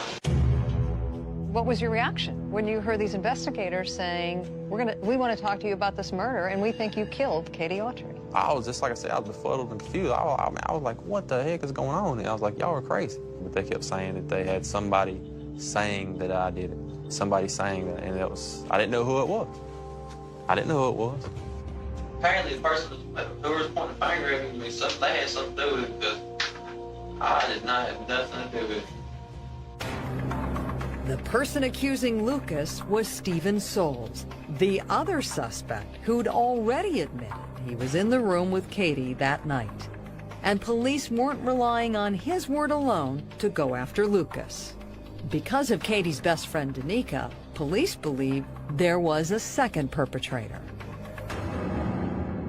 Investigators were pretty certain there were two people involved because of what you described in the phone conversation, right? With Katie telling you there's somebody in the room.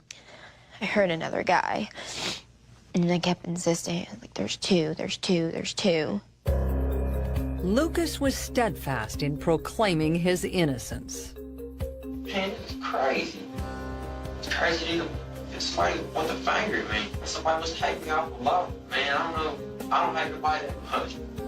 But police thought he was lying, and they believed allegations that he'd been violent with women in the past made him all the more suspicious. I'm not capable of doing something like that, dude. Not even halfway capable of doing something. Everybody's always capable of doing something. It just depends on what they pushes or buttons they make to do. Yeah, see, that's me. I'm pretty damn fine. So when it comes to work? No, it's comes to women. I had two things like that happen to me in my life. 2 times this happened to me. It was 2 to me. Police wanted to know everything Lucas did the night Katie was killed, starting with the fraternity party. Sure you didn't dance with her over the phone? No, sir. No, sir. All she did, walked by and she rubbed on my stomach. I don't think she walked by. So what you think about that? Huh? I thought she was drunk. Lucas told police he got a ride from Ryan Payne, the same designated driver who had already taken Katie to her dorm, but said he was dropped off at his car, which was in the parking lot of a bowling alley called Southern Lanes. He says after that, he went straight home to Scottsville. I know you went to Southern Lanes to get your car. I know where you went after you went to Southern Lanes, but you didn't go to Scott. Yes, sir, I did. Lucas stuck to his story, so Pickett tried to trip him up by using the same technique he had used on Stephen Soles. Pickett told Lucas he had surveillance video of him at Katie's dorm and that his fingerprints were found in her room. The fingerprint before you didn't even have in the world. Get your fingerprints in that girl's room. What? I don't know anybody. Well, let me see the tapes. You already know what's on. No, I don't. I'm wondering if it's incompetent, man. You running tests. Ain't me. Y'all look at the wrong person.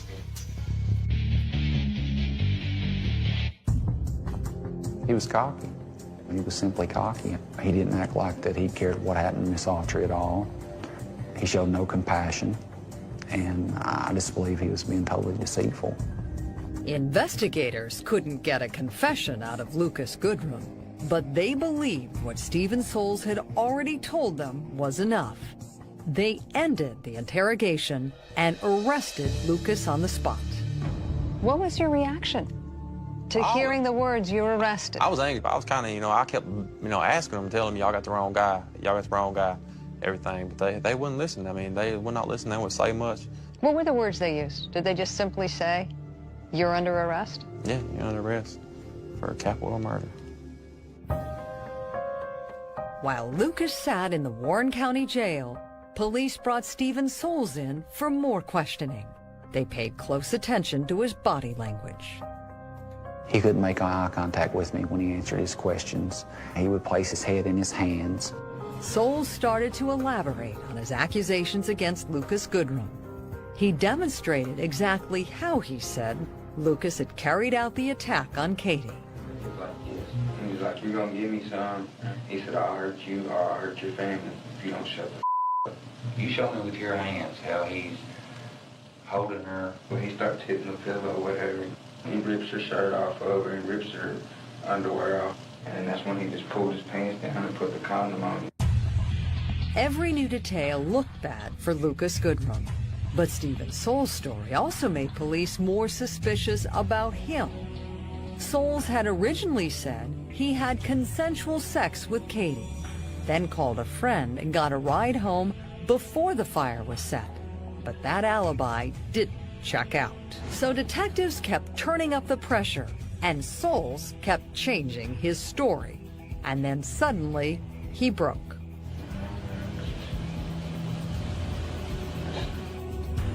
Stephen Souls offered police a stunning confession. He admitted that he had raped Katie Autry, but he refused to take full responsibility for his actions. He said Lucas Goodrum forced him to do it. He makes me do that or whatever, and then why don't you do it? Makes me have sex with him. He said he was scared of Lucas and what Lucas could do because Lucas's family had a lot of money, and that he was afraid that Lucas would hurt his family.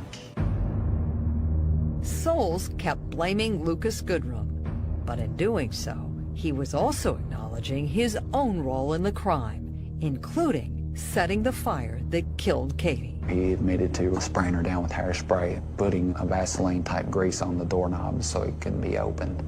Souls went on to describe how he had stolen and then hidden Katie's jewelry, something police didn't know anything about.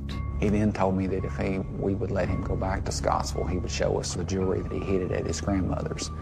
Upon arriving back to Scottsville, he took us over to a concrete block wall, and down inside the wall, we shined a flashlight and we could see the stolen jewelry at the bottom of it. Police had heard and seen enough. Stephen Souls was arrested for his role in Katie Autry's murder.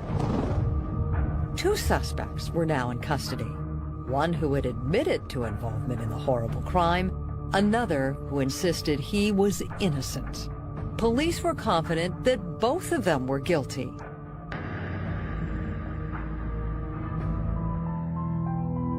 For Danica Jackson, the arrests were a chance to get answers for herself and justice for her best friend. What was your reaction to the 2 arrests for the murder of Katie? Just relieved that finally maybe I'll know what actually happened and that they'll be punished.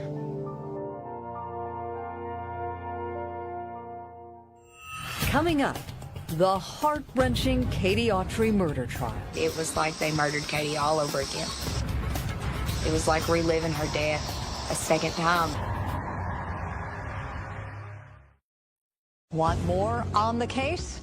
Go to investigationdiscovery.com/Paula Zahn and view more exclusive interviews and behind-the-scenes video. Lucas Goodrum and Stephen Souls were both in jail after being arrested for Katie Autry's murder. The two boys from Scottsville, Kentucky ran in the same circles, but were they really partners in crime? Just days after his arrest, Lucas Goodrum learned that it was Stephen Souls who had implicated him in Katie Autry's murder. At what point did you find out that he had implicated you in the crime? My lawyers told me that he implicated me, and he's trying to put it all off on me, so. What was your reaction? My reaction was, he's lying. Get the DNA, and I'll prove to you. DNA testing proved that Stephen Souls had raped Katie Autry. But investigators still had no physical evidence connecting Lucas to the crime. Their case was relying on the story Souls had told them. 2 months after being arrested, 21-year-old Lucas Goodrum and 20-year-old Stephen Souls were indicted. They were charged with capital murder. Both faced the death penalty. After months behind bars, Souls accepted a deal from prosecutors. In exchange for his testimony against Lucas, the state would spare him the death penalty. Now prosecutors focused on their case against Lucas Goodrum. Lucas's family spared no expense in his defense. Private investigator Charlie Somm spent 18 months researching the case for them. It's a capital case. The defense team knew that he had everything to lose. His mother started a website, and she actually asked and offered a reward for information regarding the real killer. Lucas's trial was set for March 2005, almost 2 years after his arrest. It was moved to a town 70 miles north of Bowling Green because the case had received so much media attention. The trial, it was a hot ticket in Owensboro. It was Lucas's trial, but it was kind of the first time you could really hear Stephen, and it was the first time you could hear Luke. Lucas's defense team prepared for a tough battle. In Kentucky, you have to get past, well, a lot of people think where there's smoke, there's fire. And, why would they have charged this guy if they didn't think he was guilty? So that's my biggest hurdle, is to start getting this jury. You got to think only about the proof in this case. It was an extremely emotional trial. Prosecutors made sure the jury wouldn't forget about Katie Autry and the depravity of the attack. In a hushed courtroom, one of the doctors who treated her broke down during his testimony. Most of the burns were third degree, meaning Autry. Prosecutors gave the jury reasons why Lucas's DNA wasn't found at the crime scene. They said he wore a condom when he raped Katie. They also argued that the extensive water and fire damage in the room destroyed any other physical evidence. Sprinklers pouring, water's flowing out into the hall. That sprinkler ran for over 45 minutes. What's the primary crime scene? There's the body of Katie Autry. You all saw the pictures. Nothing survived. The prosecution's case had been built almost exclusively around Stephen Souls' accusations. So when the defense got its turn, it aggressively attacked his credibility. The impression I got from Stephen's testimony was that here was a man who had already admitted guilt and was basically going through the motions. The defense zeroed in on the fact that Souls had told police several different versions of events that night. He couldn't keep his stories straight. And witnesses took the stand who claimed Souls had a criminal history that included setting fires. He said, "Run down there, I'm about to blow the truck up." And I was scared to death. How did he blow it up? He had a can and a rag. I don't know what it was. I think it was lighter fluid or something, I don't know. The defense team argued that despite the water and fire damage, there was in fact an overwhelming amount of evidence left in Katie's room. And while DNA testing proved Stephen Souls raped Katie, there was absolutely no DNA or other physical evidence linking Lucas to the crime. 94 hairs, for example, were collected in this case, which is a lot. There was many hairs in the room, but of most importance, there was 4 hairs that were located in Katie's hands. What they were able to do was able to exclude, through microscopic examination, these hairs did not belong to Lucas Goodrum. Then Lucas's defense team addressed his alibi. On the night of the murder, Lucas had gone to the frat party after having a fight with his girlfriend. Lucas claimed when he left the party, he got a ride to his car and made a quick stop at a gas station before going home.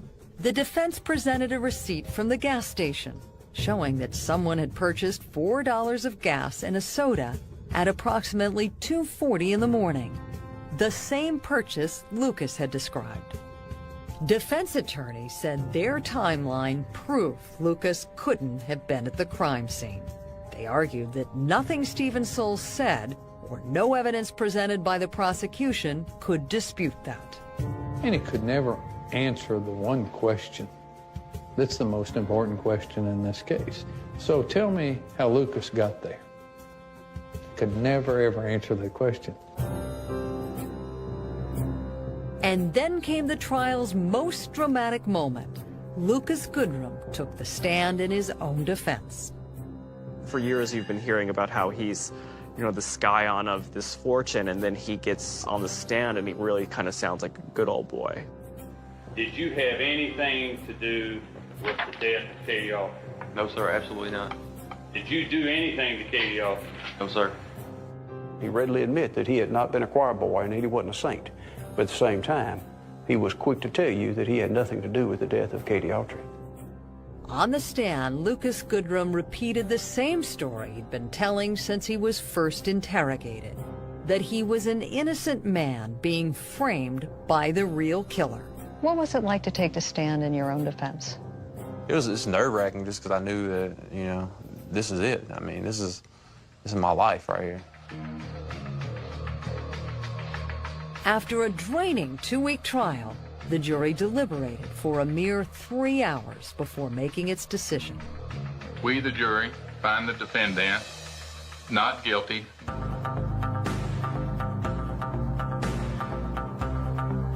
Lucas Goodrum was found not guilty on all counts. The thing that stood out the most was the fact that there was no physical evidence.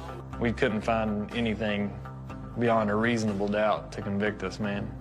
Why would Stephen Soles lie about your involvement in the murder of Katie Autry? To get out of jail, to make himself look better, to keep the heat off him. But why would he finger specifically you? He could have picked anybody who had been at the party that night. He disliked me at least. And me and him didn't really get along. We still dealt with each other, but there was still some dislike. I still don't understand how he could hate you so much.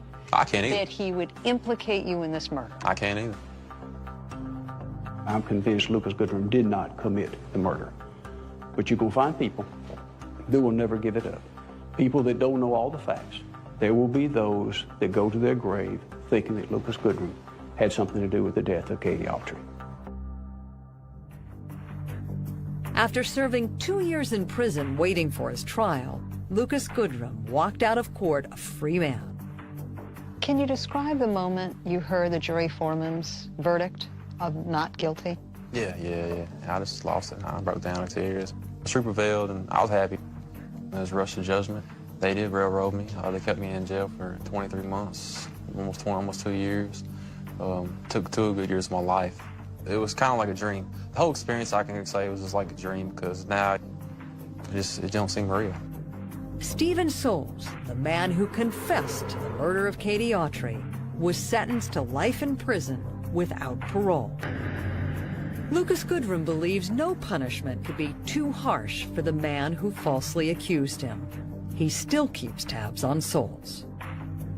Every now and then I'll look and I'll see if they switched him over to prisons or if he's alive or not. Hopefully somebody shanked him or something in jail. That's what I keep hoping. Because karma's a bitch. It's gonna come back to get him. You believe that? I know it. I know karma is bad. The long legal process ended 2 years to the day after Katie Autry was buried, but there was no sense of relief for her family and friends. When the trial ended, it was like they murdered Katie all over again. It was like reliving her death a second time. Katie Autry's family won a wrongful death suit against Western Kentucky University. The award was $200,000, the maximum allowed by law. I'm Paula Zahn. Join us next time when we're back on.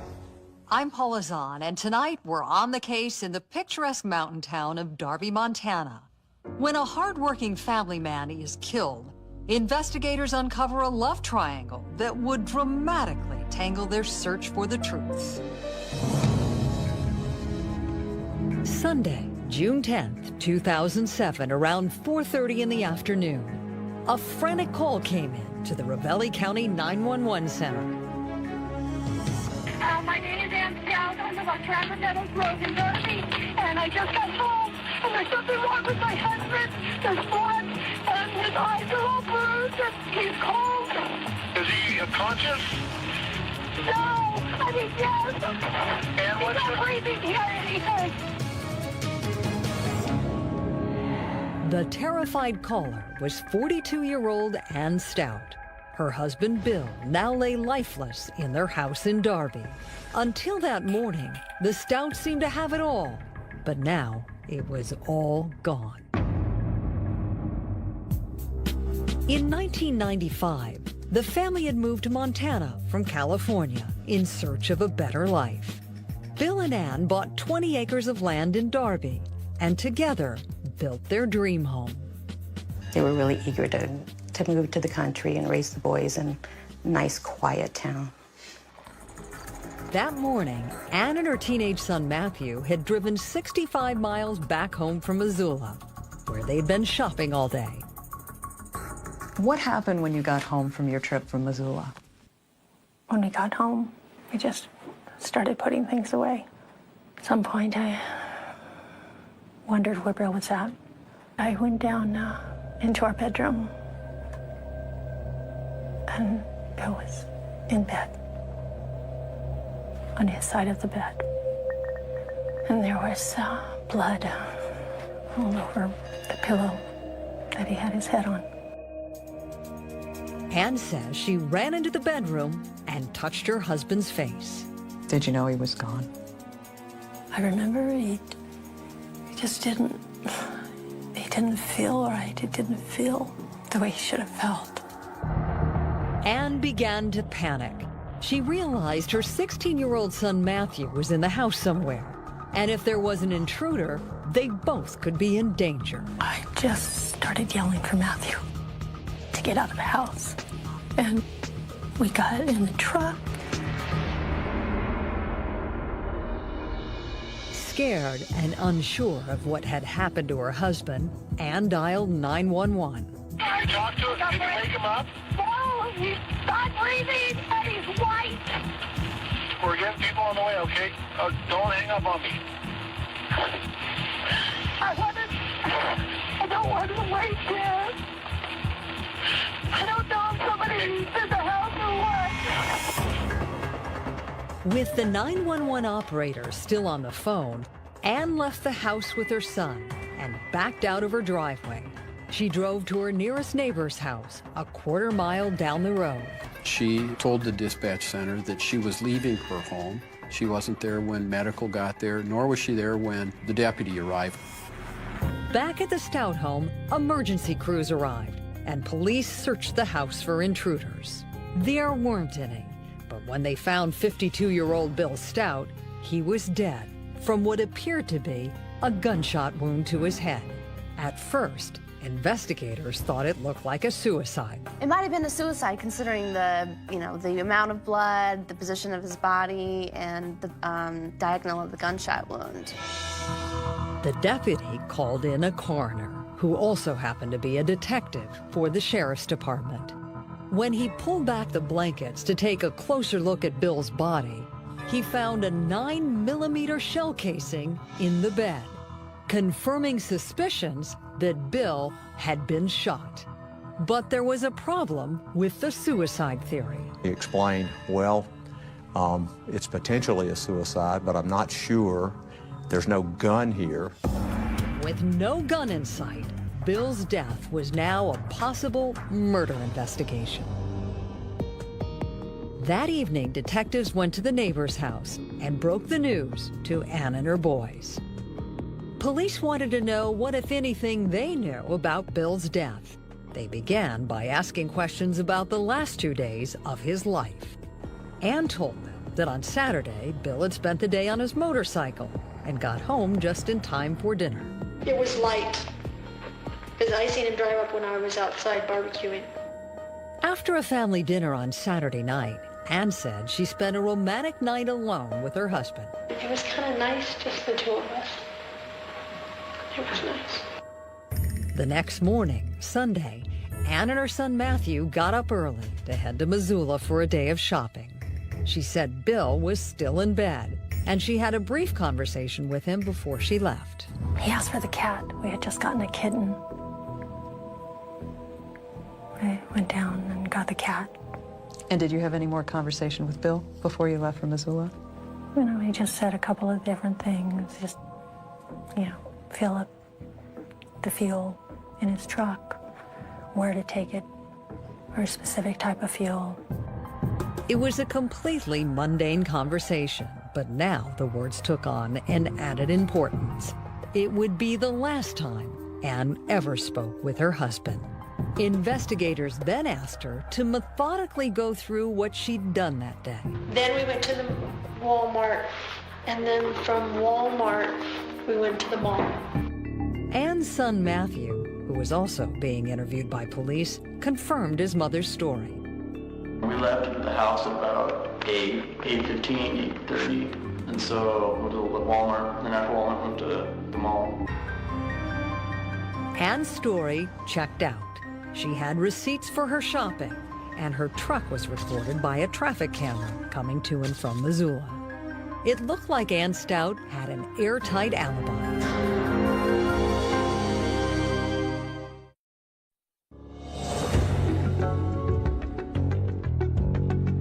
Police in Darby, Montana were now investigating Bill Stout's murder. If his wife Ann didn't kill him, then who did? Detectives knew to solve this case, they'd have to dig deeper into Bill's life.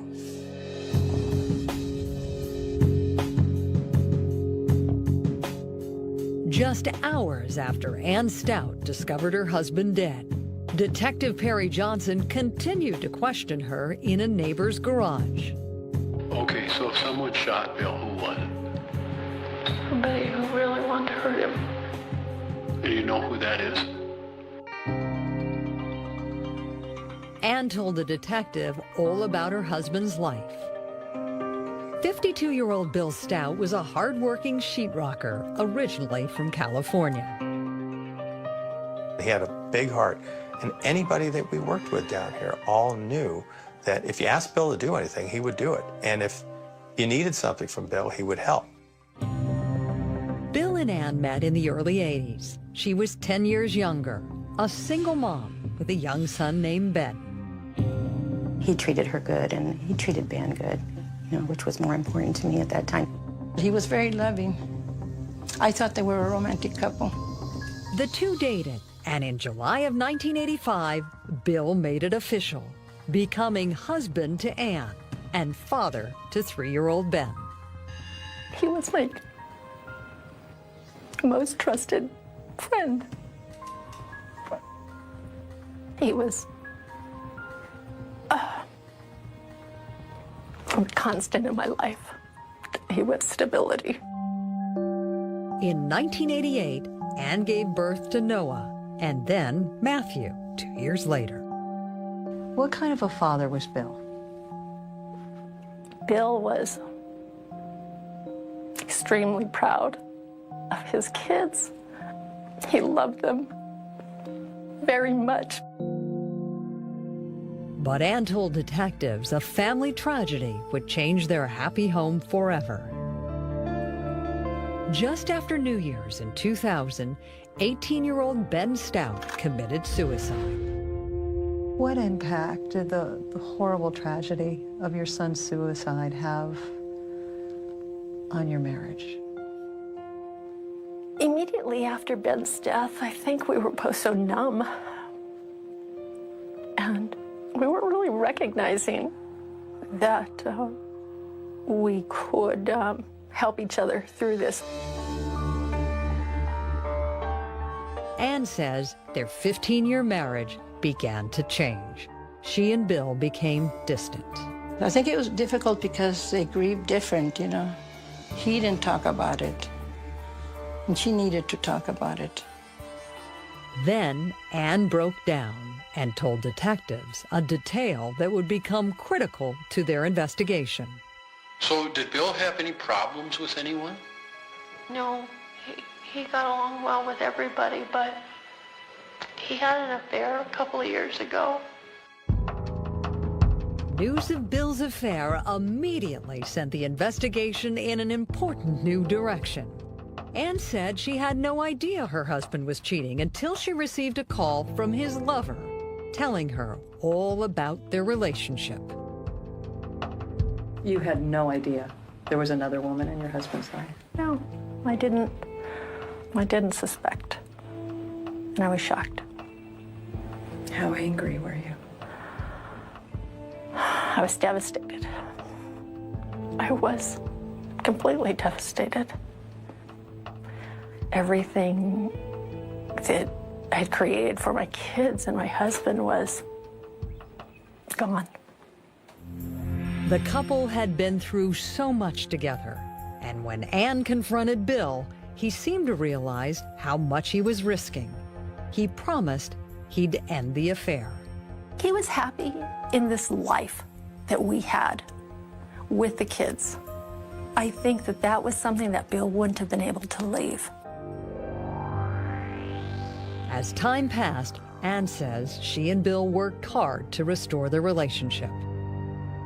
It took a very long time for me to be in that place where I felt completely comfortable and at ease with him. For me, it was at some point behind us. Ann then told Detective Johnson something that would become a break in the case. She described how the other woman reacted when Bill tried to end their affair. She was unable to let go of him, and she emailed and sent letters and made phone calls and did property crimes at their home. Noah and Matthew also told investigators what they knew about the woman who had been involved with their father. She was sending all of us emails, all me, my brother, my mom, my dad. I think she might have even sent like a friend or two's. There were dozens of emails and letters. They were deeply personal and terribly unsettling. If I just wanted to hurt you, I would send you very open and X-rated letters and emails that Bill has sent me. Bill is unhappy and miserable with you, so bad that he may be suicidal. We have plans for the future. Do you?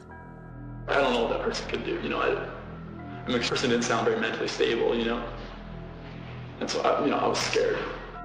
Even Bill Stout seemed shaken by the emails and afraid what might happen next. I reinstated the ticket. I better have a room or I'll show up at your doorstep and camp out in your front yard. He just said that I was just crazy lunatic woman, and she was, she's causing all kinds of problems.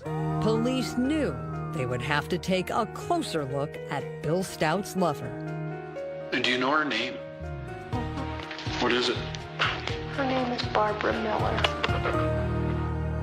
Coming up, threatening emails, a missing gun, and the other woman. Was this a case of fatal attraction? He brought something really dirty into our family.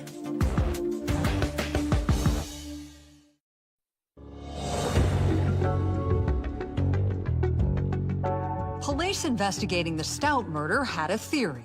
Bill had been having an affair, and when he broke things off, his lover became angry. Could she have been stalking his entire family? Ann Stout and her sons all pointed investigators in the same direction. You might want to take a look at this Barbara Miller woman. She's been kind of hassling our family. Dad had an affair with her. Investigators dug deeper and tracked down Barbara Miller in Arkansas. She told them Bill was an old flame she hadn't seen in 30 years. But when they ran into each other at a wedding, they realized their old chemistry was still there. How quickly after seeing Bill did you realize there was still a spark? Right off. He was just very sweet. And nothing had really changed. I mean, he hadn't changed at all. What did he tell you about his marriage? Just that they weren't getting along, and they'd been over for a long time, that he was sleeping on the couch, and they were basically separated. Barbara said Bill told her he had already seen a divorce attorney and would soon be free. She believed fate had given them a second chance to be together. Here he was 30 years later, and he was making it clear to you he wasn't very happy. I guess we were caught up in the moment. It was like we'd never been apart. And we just told each other that we loved each other. Bill and Barbara spent the whole weekend together, rekindling their romance. Barbara says Bill even asked her to move to Montana to be with him. He was just very convincing. How wonderful it was there, how beautiful it was. Barbara told police that for the next month after Bill returned home, the two continued a long-distance relationship. Bill opened a post office box in Hamilton so they could write to each other, and they did, every day. He even made plans for them to go on a romantic weekend together. Bill actually made arrangements for you to fly to Montana. Tell us about that. Well, he had sent me some tickets to go to, there's a resort, sort of a north of where he lived. But investigators learned the relationship came to a screeching halt after Ann found out about it. Soon after, Barbara got an email from Bill that devastated her. It was a Dear John letter, breaking things off. He couldn't see me anymore, or couldn't talk to me anymore, and that the trip was off and he canceled the tickets. He didn't say anything more than that? That he loved his wife. And he was sorry. Bill Stout had been caught and forced to choose between his girlfriend or his wife and family. After Bill decided to end the affair, Barbara did not take it well. She was really upset because she's been solicited into this thing. She rekindles her love for Bill and acts on his promises, and then now she's just dropped like a hot rock. Barbara admitted to police she sent an email back to Bill, threatening to come to Montana and show up on his doorstep. I got angry and I said, I'm going to reinstate the tickets. Investigators learned more emails followed.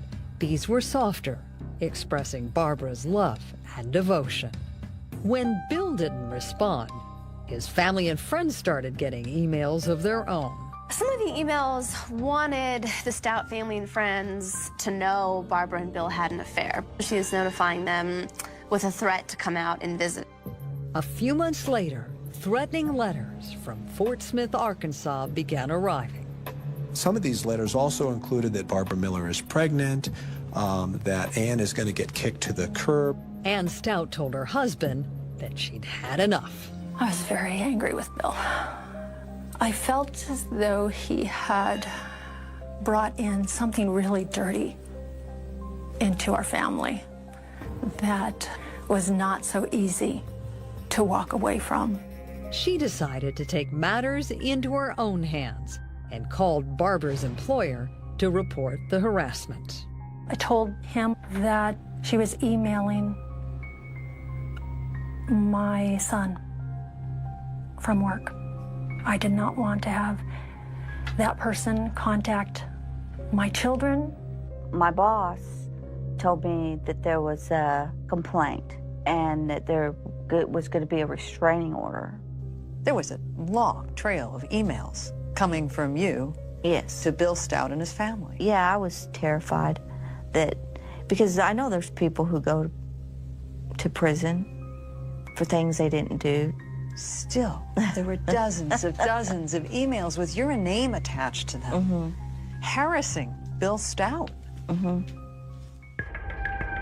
the call to Barbara's boss actually seemed to make things worse for the Stouts. Not only did the emails and letters continue to come, The family also began receiving hang-up calls to the house, calls that were traced to a nearby town. Bill Stout was convinced Barbara had made good on her threat to show up in Montana. I think he was nervous and felt badly and victimized of the decision he made to have an affair, and the scorned woman living in the South from his childhood is now kind of victimizing his family. Bill filed a police report accusing Barbara Miller of stalking his family. Given the nature of the report and the lack of physical evidence that we actually came up with, those reports really didn't develop into anything. Just after that report was filed, someone vandalized Bill's truck. He called 911. Yeah, my car just got egged. I filed a complaint against somebody today, and they just egged my truck right now. Despite Bill's suspicions, police had no proof Barbara was involved and couldn't charge her with anything. Over the next year, the harassment continued. The family received more emails, letters, and threatening phone calls. After this stalking campaign had gone on for so long, and vandalism, Bill was convinced that Barbara it was like fatal attraction. And just how far would she go? Bill became convinced that Barbara was out to get him. Then, a little more than a week before his murder, Bill's 9mm Beretta handgun suddenly disappeared from the family's gun cabinet. He only had one handgun, and that handgun is missing. And he goes into a panic and makes a report and even mentions the name that he thinks that Barbara Miller took his gun. Coming up, the final pieces of the puzzle come into place and lead police to a shocking arrest. You're under the arrest for the murder of Bill Stout. I've never been in trouble, please.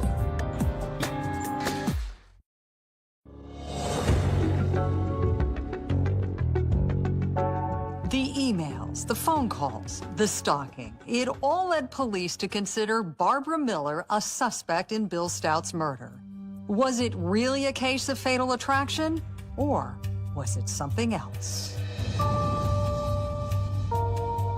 A few days after Bill Stout's murder, detectives in Arkansas showed up at Barbara Miller's doorstep, convinced they'd found a killer. They are talking to you because they think you killed Bill Stout.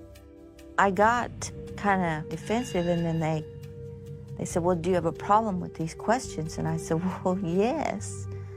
I said, I'm just finding out that a person that I loved is murdered, and you think I had something to do with it. Police brought out the dozens of emails and letters sent to the Stout family and their friends. Things don't look too good for you. Here you are, a woman who's accused of stalking and harassing the man you're in love with, who's ended your relationship because his wife has found out about it. I was scared. Like you said, the facts pointed towards me. Barbara admitted to investigators that she was angry when Bill called things off and even threatened to show up at his house in Montana. But she said she never followed through and had not sent those taunting emails and letters. She said she had never even set foot in Montana, let alone murder Bill. I knew I didn't do it, but I had to prove to them. And to prove it, Barbara started doing her own detective work. She dug through an old pile of receipts and found one that showed a purchase at an Arkansas Walmart the weekend of Bill's murder. She says, well, on Sunday morning, June 10th, while Bill's lifeless body is lying in the bed, she says, I was in a Walmart. And sure enough, Detective Burlingham makes contact with the Walmart and gets their video surveillance. The video showed Barbara Miller 1,600 miles away from the crime scene. We have her passing through the check stand. It was now clear Barbara Miller did not murder Bill Stout. Police had to start all over again, so they turned their attention back to the evidence they found at the crime scene. The first clue was found in the laundry room.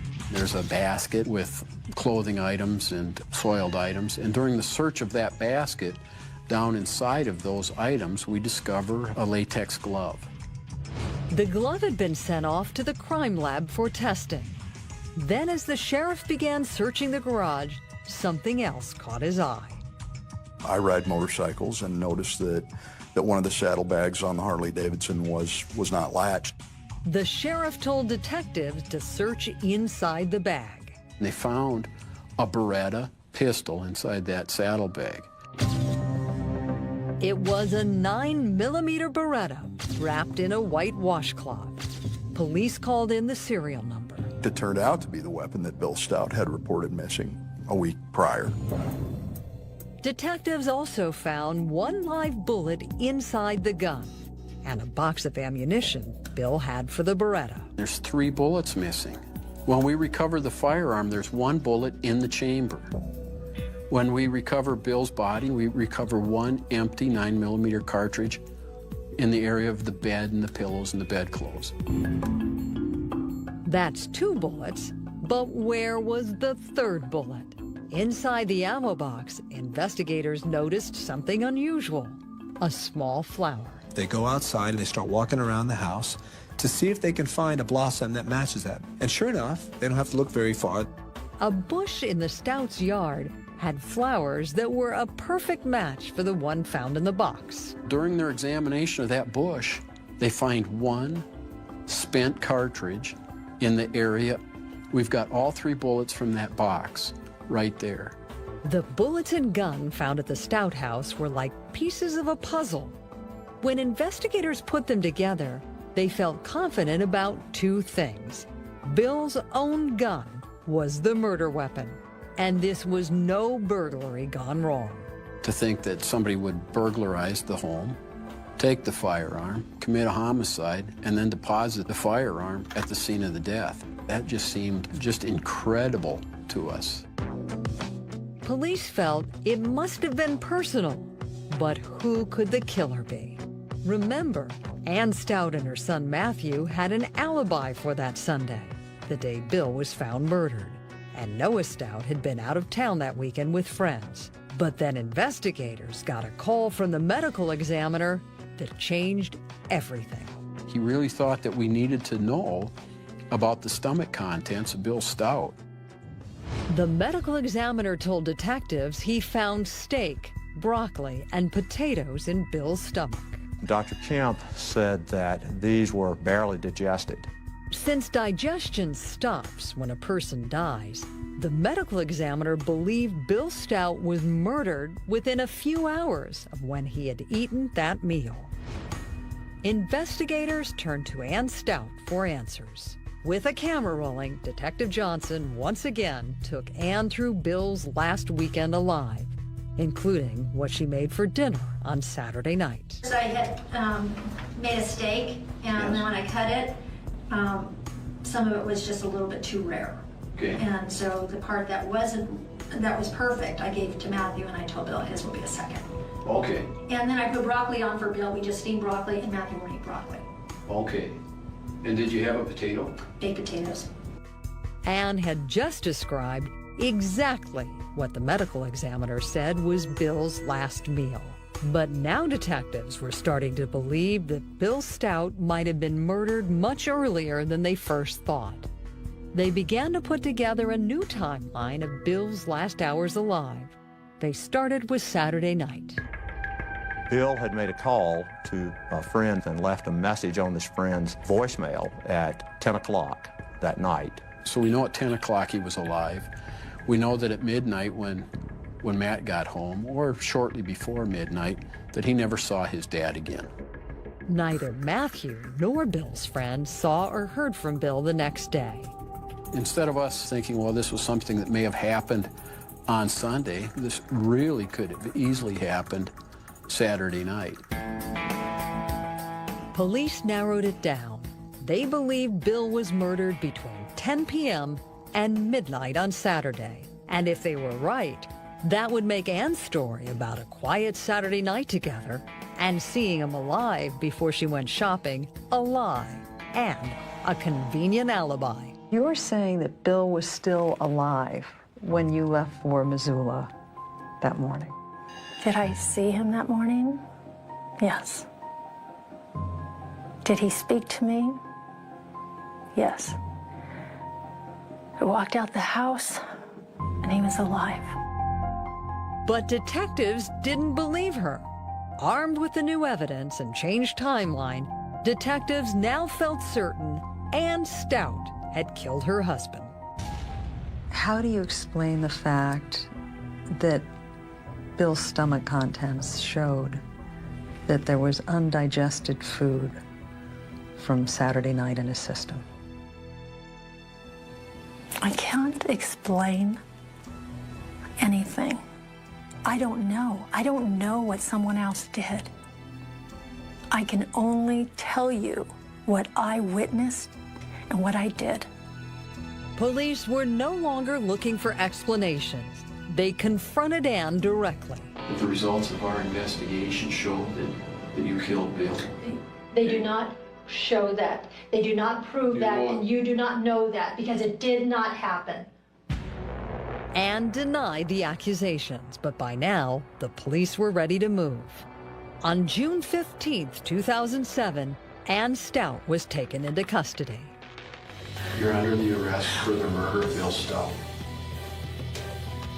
Nothing was wrong that night. Good stuff happened. I need to have you turn around. Put your hands I've never been in trouble, please. I'm a wood Put your hands behind your back. Oh God, I've never had this.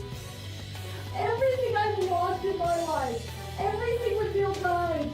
You don't know what happened. Coming up, the case against Ann Stout. What will a jury decide? You didn't kill your husband? Want more on the case?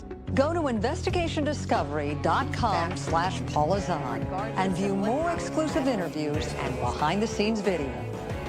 Ann Stout was now facing murder charges for killing her husband, Bill. As prosecutors began to make the case against her, they uncovered yet another twist to the story.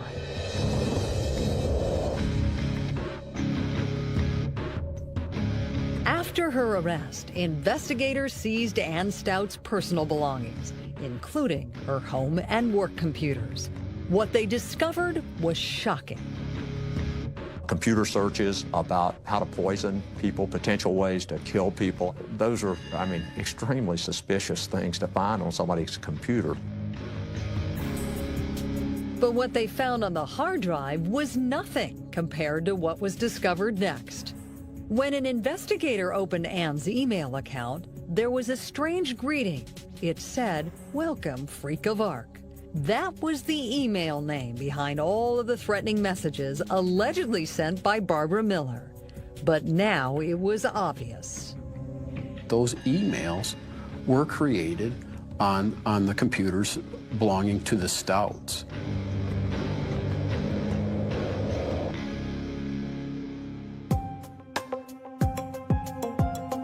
The Stouts had also received letters from Barbara, mailed from Fort Smith, Arkansas. Investigators then did DNA testing on one of the letters, supposedly written by Barbara. The saliva that had used to seal the envelopes was Ann's. Suddenly, it all became clear to prosecutors. Ann Stout had masterminded an elaborate deception, harassing her own family for 2 years, while making them think Barbara Miller was behind it all. I think she mushroomed this plan. First, the publicity. She was going to get back at Bill and destroy that, all-American image. And then it kind of evolved into this thing where she's going to get all of them at once. Just as Ann denied killing her husband, she also flatly denied sending the letters and emails. How can you expect me to believe you didn't write these? I can't really make anyone believe anything. All I've ever said was, I did not do that. How do I prove that? I don't know, but I have not done that. Police say these emails were just part of a 2-year orchestrated plan to set Barbara up to look like a murderer when you ultimately killed Bill? That is so wildly inaccurate. I can't even respond. Investigators continued building their case. They sent the latex glove found in the Stouts home to the crime lab. Not only were they testing for Ann's DNA, they also wanted to know if she had handled the gun. If so, there could be gunshot residue on the gloves. At the Henry C. Lee Institute, forensic analyst Virginia Maxwell showed us how a crime lab would test for that. Those perfect round particles with lead. Virginia, we have a pair of gloves here that were worn by someone who fired a weapon. Can you walk us through the process of how you can determine that they have gun residue left on them? Gunshot residue is just like a powder. So what we need to do is mechanically remove that. And the way we do that is using these little aluminium discs. They've got some sticky tape on the end of them. And we simply dot down onto the areas that we're interested in. The particles are then placed under a microscope. If there are perfectly round particles of lead and other telltale elements, then the powder is gunshot residue. That's exactly what the crime lab found in the Stout case. There was gunshot residue identified by the crime lab on the outside of the glove, but on the inside of the glove was Ann Stout's DNA. The case was now ready to go to trial. On June 2nd, 2008, the People versus Ann Stout began in a Hamilton, Montana courtroom. Prosecutors painted Ann as a cold-blooded killer, a scorned wife who methodically plotted to kill her husband and frame another woman. She was mad at Bill, and the apology was not enough. She's going to kill Bill and then make it look like the real suspect is Barbara Miller. And beyond Bill's affair, prosecutors argued that Ann also had a financial motive for murder. Bill had a $500,000 life insurance policy. We also knew that this beautiful piece of property that they were sitting on was worth a ton of dough. The prosecution believed they had established a motive and had enough supporting evidence to win a conviction. But Ann Stout's defense argued that the prosecution had gotten it all wrong, that she had nothing to do with the threatening emails and letters. And when it came to Bill's death, the officers who first saw the crime scene had it right. He had committed suicide. Bill Stout shot himself. And he's the one that injured the Stout family, not Anne Marie Stout. And after you hear all the evidence, you must find her not guilty because she is innocent. She did not do it. The defense suggested that someone, maybe even Ann's son, had found Bill and moved the gun so it wouldn't look like he had taken his own life. I think it's possible because of how devastated Anne was over the suicide of her older son, that someone realizing that this may have been suicide didn't want that happening to her again. The defense told the jury Bill's life insurance policy, the same one prosecutors were trying to use against Anne, also covered suicide. And apparently Bill had been in some serious financial trouble that his wife didn't know about. Law enforcement investigators found a $20,000 bill from the IRS in his truck. The state of Montana had a tax lien for $500 on the house. The defense also challenged the physical evidence, starting with the latex glove. She used those plastic gloves. The gunshot residue doesn't mean anything. All it shows is that that glove at some point was near a discharged firearm. On cross-examination, the firearms expert admitted there was no way to actually tell if the residue came from the murder weapon. They can't and couldn't say that it was gunshot residue from that particular pistol. As far as the contents of Bill's stomach were concerned, the defense said there was a simple explanation for that, too. Bill had gotten up that morning, eaten some of the leftovers. Finally, Ann Stout took the stand in her own defense. Police and prosecutors say you shot him, execution style, and planned it in a way that he either could be pinned on Barbara, who he admitted to having had a relationship with, or you set it up in a way to make it look like he had committed suicide. Again, they waver back and forth. I don't know. As I said, I don't know who's responsible. I do know I am not responsible. You didn't kill your husband? I did not kill him. I did not participate. I don't know who did. I'm not responsible. After a 3-week trial, the case went to the jury. I felt as though no one could prove something that did not happen. I felt as though I was being attacked and I was being bullied. But I never felt as though I was at a risk for being convicted. I didn't do this. Investigators said when they opened up your computer to your home page, and you can see it right here, it says, "Welcome, Freak of Arc. Welcome, Barbara." They say you generated all of those emails that you complained about getting and that Bill complained to police about getting. I know that they have said that. I can't prove that I didn't do that. I don't know how they can prove that I did. I did not do that. How do you prove a negative? I don't know. After 6 hours of deliberations, the jury found